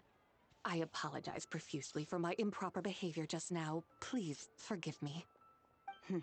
I completely understand. Master often says that the human body is like a mechanism in need of regular maintenance. When a person cannot rest at night, they are sure to become irritable and on edge. Miss Crane, you appear reasoned and compassionate on the surface, yet I sense dark forces churning within your spiritual core. Those red ropes you wear are what bind them, am I correct? Oh, you can sense that? Indeed. I also sense that with your strength, you might try undoing one or two of those bonds when training. Untie Shenhe's ropes? Wouldn't that be risky? Though the use of red ropes to bind the soul is a wondrous technique, practitioners must eventually learn to break free from external aids and look within themselves for restraint. Master has told me similar things, but I am not ready yet. Your self-cultivation has progressed far enough. Then I will seek further guidance from my master. If you still have doubts, you can find me at the Baiju Guest House. I'll be taking up residence there for a while. For now, my dutiful guides, let us be off.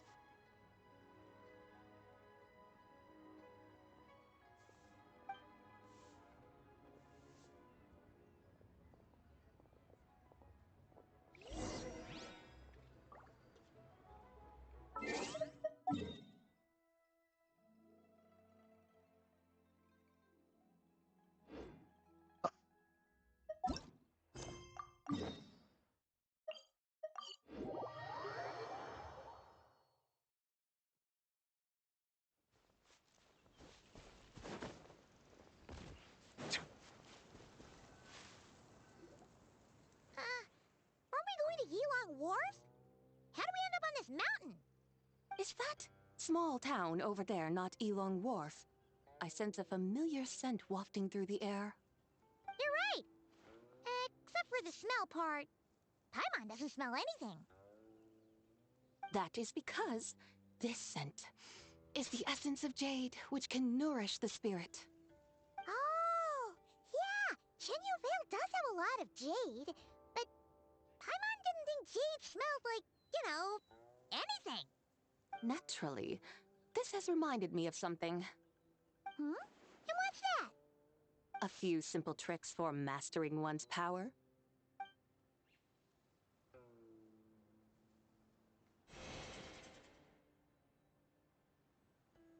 What is that thing? I'm sure Chariot? you've been to Elong Wharf many times before, but I wonder if you've done so while cruising through the air.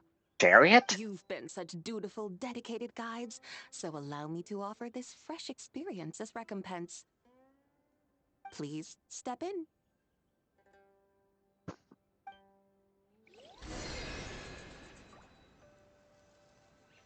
Right? If you say so.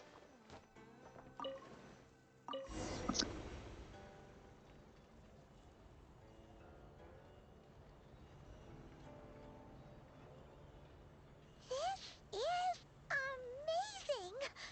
Paimon feels just like an Adeptus flying through the sky.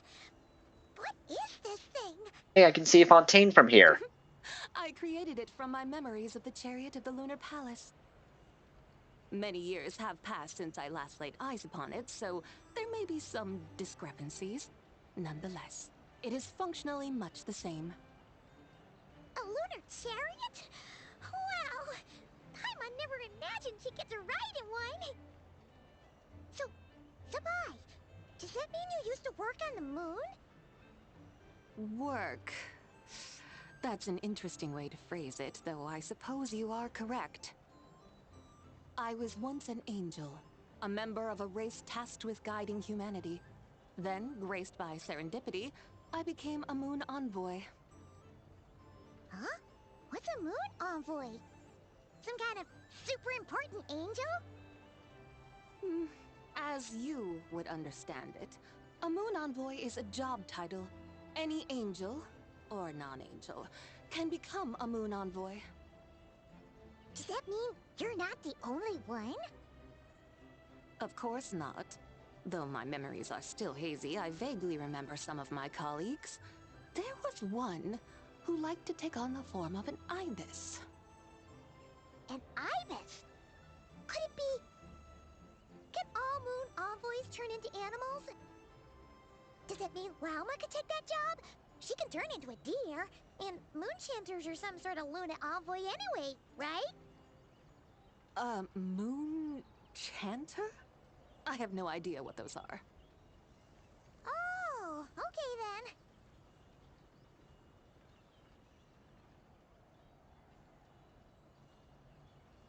Look! Paimon thinks she saw a tea vendor over there! Very well. Let's take a look.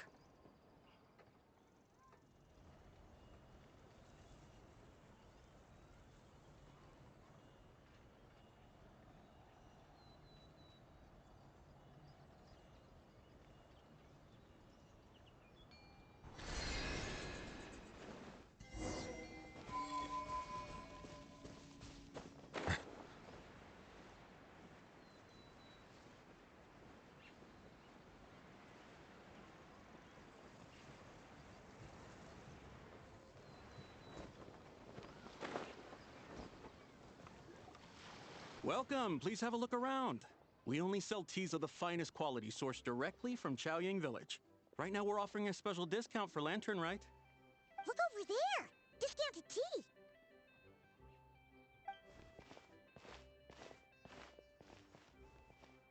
Dear customers, are you looking to purchase some tea leaves? I can see from your bearing that you are no ordinary customers. My humble shop has some exquisite teas that should satisfy your more refined tastes. We're not here for quality. We're looking for a discount. A discount? Well, that's a coincidence. Our Sunglaw tea is on sale right now. A special festive offer. Something about the name of that tea sounds familiar to Paimon. Buy 3 boxes of Songla tea during the festival to get 10% off. Buy 4, get 20% off. Buy 10, but... Buy 10 boxes, get 50% off? That's right! 10 boxes at half price. Have you been to our shop before by any chance? Oh, Paimon's definitely heard this spiel before. 3, 4, 10, 10, 20, 50. Sabai, what are you muttering about? When purchasing 3, 4, or 10 boxes, the corresponding discounts are 10, 20, and 50%. The intervals between the two sets of numbers are 1 and 6, and 10 and 30. Look! Her eyes turned blue! That's gotta be a first! If the differences between intervals remain equal, the interval after 6 should be 6 plus the difference between 6 and 1, which is 11. Similarly, after 30, the next interval should be 50. Therefore, extrapolating upward, the next two numbers in each set should be 21 and 100. You're making Paimon's head spin! Those numbers, what do they mean? They mean that if we buy 21 boxes of Songla tea, we should get a 100% discount! 100% discount? You mean we'll get them for free? That is what she means. Oh, there was a pattern to the discounts. Is that right? The pattern we speak of is mathematics, little one. A pattern that is always right. That's amazing! You're a shopping genius, Sabai. Oh, wait. Something feels off here. I had no idea our shop's discounts were tied to the laws of nature. I've learned so much from you, dear customer. No need to thank me. Now, please give us our 21 boxes of free tea. Wait! What's the matter? Paimon just realized what it is that's not right. It took you long enough. We got the short end of the stick! Think about it. If we don't have to pay when buying 21 boxes, then if we buy even more, the vendor should be paying us money instead, right? Huh? Hey, Sabai, work this one out. If we buy 100 boxes, we'd make loads of money, wouldn't we? It stands to reason. Wait a moment, dear customers. Don't you think you're haggling a little too hard? You are the one dictating the discounts. We're simply extrapolating the numerical patterns within. As such, we are hardly haggling. You have a point. However, that's right. I'm so sorry. I just remembered. My supplier didn't come today, so we don't have any tea after all. Such a shame. Terribly sorry about this. Awful, awful luck. Where can we find your supplier? Well... Not to fret. We'll save you the effort and go straight to the source ourselves. Well, you see, dear client, the supplier's discount isn't as generous as ours. You won't be able to get the same price from them. Huh? Does that mean they won't pay us for taking their tea? They might not even offer you a 100% discount. How very unfortunate. Nevertheless, as the original supplier, they must offer some sort of discount. Besides, we're not looking to make money. We just want a good deal. Well, that's great. My suppliers are all tea farmers from Chaoying Village. You can go ask around the village, but please don't say I sent you. Do not worry, we appreciate your generosity. Referring customers to your business partners, even choosing to remain anonymous, the demeanor of a true gentleman indeed. Your business will surely prosper. I hope you're right. Then let us head to Chaoying Village. Do you know the way, my guides? Of course! Just follow us!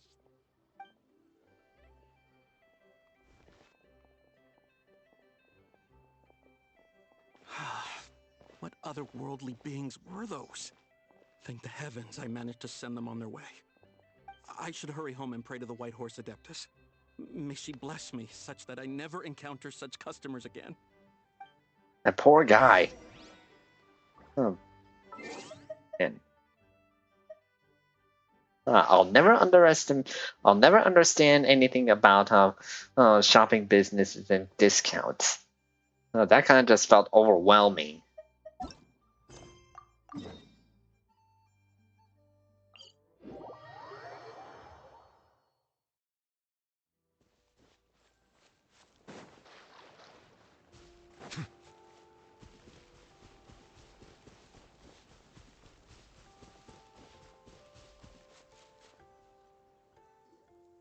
Here we are! Xiaoying Village! The mountains and waters are pristine. They embody the beauty of heaven and earth. It's a good-looking place, all right. But it's hard to enjoy the scenery when Paimon can't stop thinking about all that tea-buying Mora we're missing out on. Should fate dictate, Mora will find its way to you sooner or later. Well, Morak certainly finds us often enough. He even sought us out in person this lantern rite. For now, let's look around and see if any tea farmers are selling their crop. We'll be able to see more clearly from up high. Let's take to the sky and enjoy the beautiful scenery while we're at it.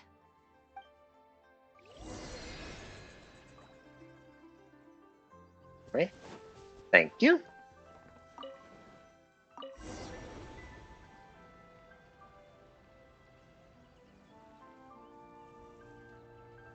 Wow! Xiaoying Village looks beautiful from up here. Indeed, the houses here are quite different from those in Liyue Harbor. They follow the natural contours of the mountains, forming unique, elegant structures. Yeah!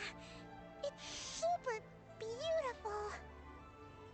The white walls and dark tiles frame the emerald waves of the terraced fields, while the curved eaves and tall gateways juxtapose each other with grace. It's almost too beautiful to be true. The crowing of roosters and barking of dogs, the calls of farmers working the fields, a vibrant pastoral chorus overflowing with earthly vitality. Yeah, it's incredibly beautiful, huh? Have you studied the linguistic arts by some chance? Huh? Your vocabulary for beauty seems rather constrained. Paimon knows how to say pretty as well. I see. Now then, let's take a look around and see if we can find any farmers selling tea.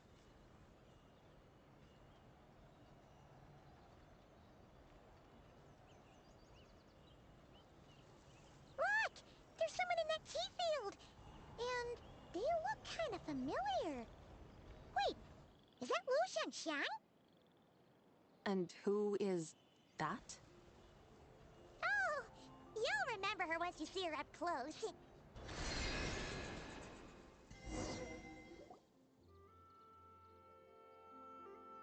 there, Lu Xiangxiang! It really is you! Huh? Paimon, Traveler, and the White Horse Adeptus. Fancy seeing you here. The White Horse Adeptus has a name now. You can call her Zabai. And you are... Wait. I remember now, you're... Don't say anything about food poisoning or fish. You're the young lady who wanted to rise above the rest, are you not? Yes, that's me, but I'm in a bit of a state right now. At best, I can say I've fallen below them. Fallen below them? What happened? Like I said the last time we met, I'm being punished according to family rules. My father, mother, grandfather, grandmother, other grandfather, other grandmother. Oh, that's a lot of family members. Yeah, and on the night of Lantern Rite, they held a family meeting to discuss my situation. So, they do care about you. There's no doubt they care. But they think that since I caused all that trouble in Liyue Harbor, it shows I can't be trusted on my own. they decided to ground me. Ground you? Yeah, though they're not confining me to my room. Instead, I have to personally nurture a tea seedling until it grows big enough to be sold at market. Aw, a tiny little tea baby. Do they want you to experience what it's like to be a parent? It's supposed to cultivate my character and temperament. They say this will help me calm down and reflect on my issues. What happened in Liyue Harbor really wasn't your fault. Oh well, at least this punishment doesn't sound too harsh. So, how long will it take for the little tea baby to grow? Actually, I don't know. I've never grown a tea tree before. It usually takes 2 or 3 years. Oh 2 dang. or 3 years? Yikes. Yes, the tea in this garden requires 2 or 3 years to mature. That long? Sabai, you're not making this up, are you? How do you know so much about growing tea? When the plants thrive and grow, that is the meaning of my name. I can tell at a glance when their season of ripening will come. Do I really have to waste 2 or 3 years here? Why is this happening to me? I'd only just found my direction in life. Did you figure out what you could do to make it on your own? Yes, during the night of Lantern Rite, I heard many people reciting poems from Long Gone in praise of the moon. In that moment, I suddenly felt a great sense of pride. I mean, I helped excavate cultural artifacts from Long Gone, so I contributed to the revival of these poems too, right?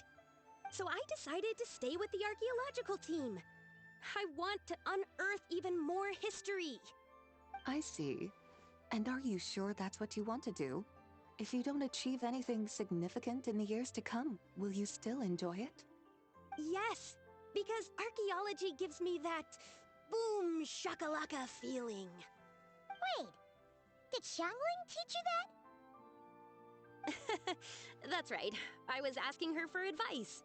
She said that if something gives you that boom shakalaka feeling, then it has to be worth pursuing. I immediately thought about how, when I'm excavating in the ruins, I always feel like there's a ghost standing beside me, and not in a spooky way.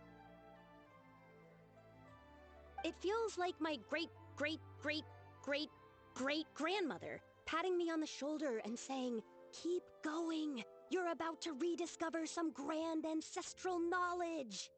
That certainly sounds like a boom shakalaka sort of thing. Right? It feels like I've made some kind of connection with my ancestors. Isn't that amazing? Since you've made up your mind, you should give it your all. And I'd love to, but I'm still grounded. Run away, summon up a little boom shakalaka, and leave the tea garden behind. Flee this village. That might be going a bit far. You don't want to lead others astray, Sabai. Maybe you can try negotiating with your family. Yeah! Tell them about your great-great-great-great-great-grandmother. She must be the most super-duper ancestor to have ever risen above the rest, right? I'd be better off telling them about the White Horse Adeptus. After all, she's the supreme riser above the rest who saved my great-great-great-great-great-grandmother. Then it's settled. Tell your family that your decision has my blessing. Thank you, Tsubai, but I don't think cosplay is going to work on them. They won't listen. They don't need to listen. You need only follow the rules they've set out for you. What do you mean? As I'm sure you know, some ancient texts refer to the White Horse Adeptus as the Daughter of Time. My family history contains such records, but what of it? If the White Horse Adeptus were to manipulate time to make your tea seedling grow overnight, then you'd be free, correct? Is that how it works? If the White Horse Adeptus were to really get involved, my grandfather would let me leave right away, but who really believes that she'd show up and help? It's not as if you have any other options. Why not try calling out for help? It won't cost you any mora. Guess I might as well. I've got no better ideas anyway. White Horse Adeptus, if you can hear me, Please save me from my predicament.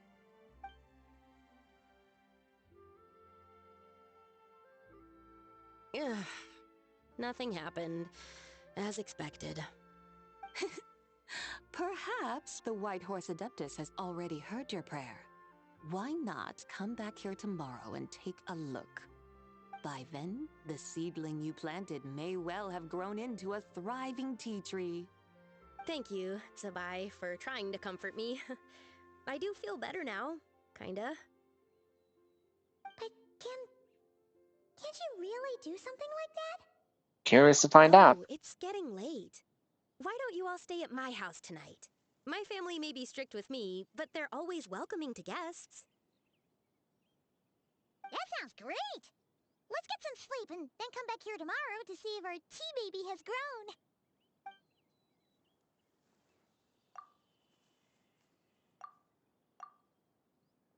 Oh, the tea tree! It worked. Whoa! Your tea baby is all grown up! Indeed, it has grown into a mature tea tree that can stand tall in the face of wind and rain. How is this possible? It must be the work of the White Horse Adeptus. Her prayer must have moved her. Are you sure? Perhaps she heard your prayer and chose to answer the call. She once saved my great-great-great-great-great-grandmother. This time, she saved me. That's incredible! Your family must be blessed by the White Horse Adeptus. I guess so. I need to tell everyone the news right away. They should unground you now, right? They'd better. Since this is the will of the White Horse Adeptus, I don't see how they could object. Go, and if you run into any more trouble, call out to the White Horse Adeptus just like yesterday. Thank you so much. Paimon really thought you were going to use Adeptal energy to make the tea baby grow, Zabai. When an Adeptus exerts effort, consuming their energy, is that not using Adeptal energy?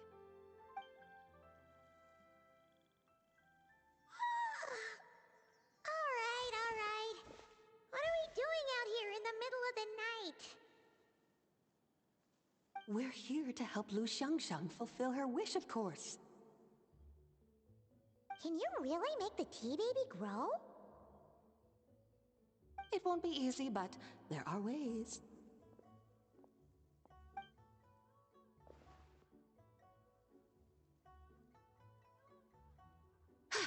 There, it's grown. Hey! You just transplanted a tea tree from over there!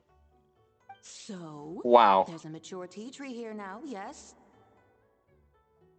Oh, yeah, but... And am I not the White Horse Adeptus? Well, yeah. So Is this tea tree then not a manifestation of the White Horse Adeptus's will? You're not wrong. But again, there's something not quite right about this. so that was it. Maybe this will become another mystical Adepti tale recorded in their family history. That would be marvelous. Paimon thinks so too. Hey, Traveler. Sabai seems to be doing much better now, don't you think? Maybe being outside is good for her. Oh! Paimon bets that's why Zhongli chose to send her on this errand. Why don't we continue showing her around Liyue? That's a great idea! We've already shown her Liyue Harbor, Yuan Wharf, and Xiaoying Village. How about we head to Qingce Village next? Qingce, that name sounds familiar. The scenery there is really pretty, too. It's the perfect sightseeing spot. How about we show you around? I must say, I have been mightily impressed by the mountains and waters of Liyue. Please lead the way, my dutiful guides. Alright, let's go!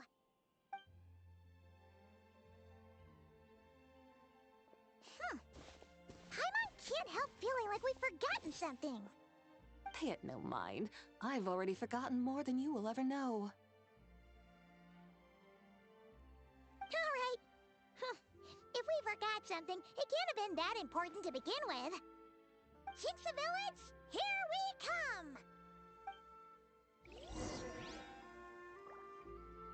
come! Well, I'm sorry to do this, but I'm gonna have to call it a stream here.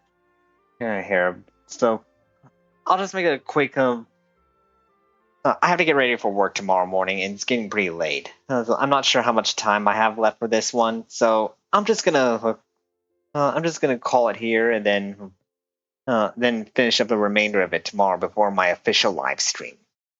But thank you for tuning in right now. Thank you for joining me tonight, um, and for sticking with me. And I'm really sorry about the technical difficulties from earlier. But I'll have to keep that in mind for when I do this game. Um, my I do have a PS5, but because Genshin takes up so much storage there, I just didn't feel like it was worth it. So I feel like the PC is the best way for me to play this. Um, well, anyways, um, thank you for tuning in. So, good night, everyone, and may you all have pleasant dreams and happy Lantern Rite. Bye.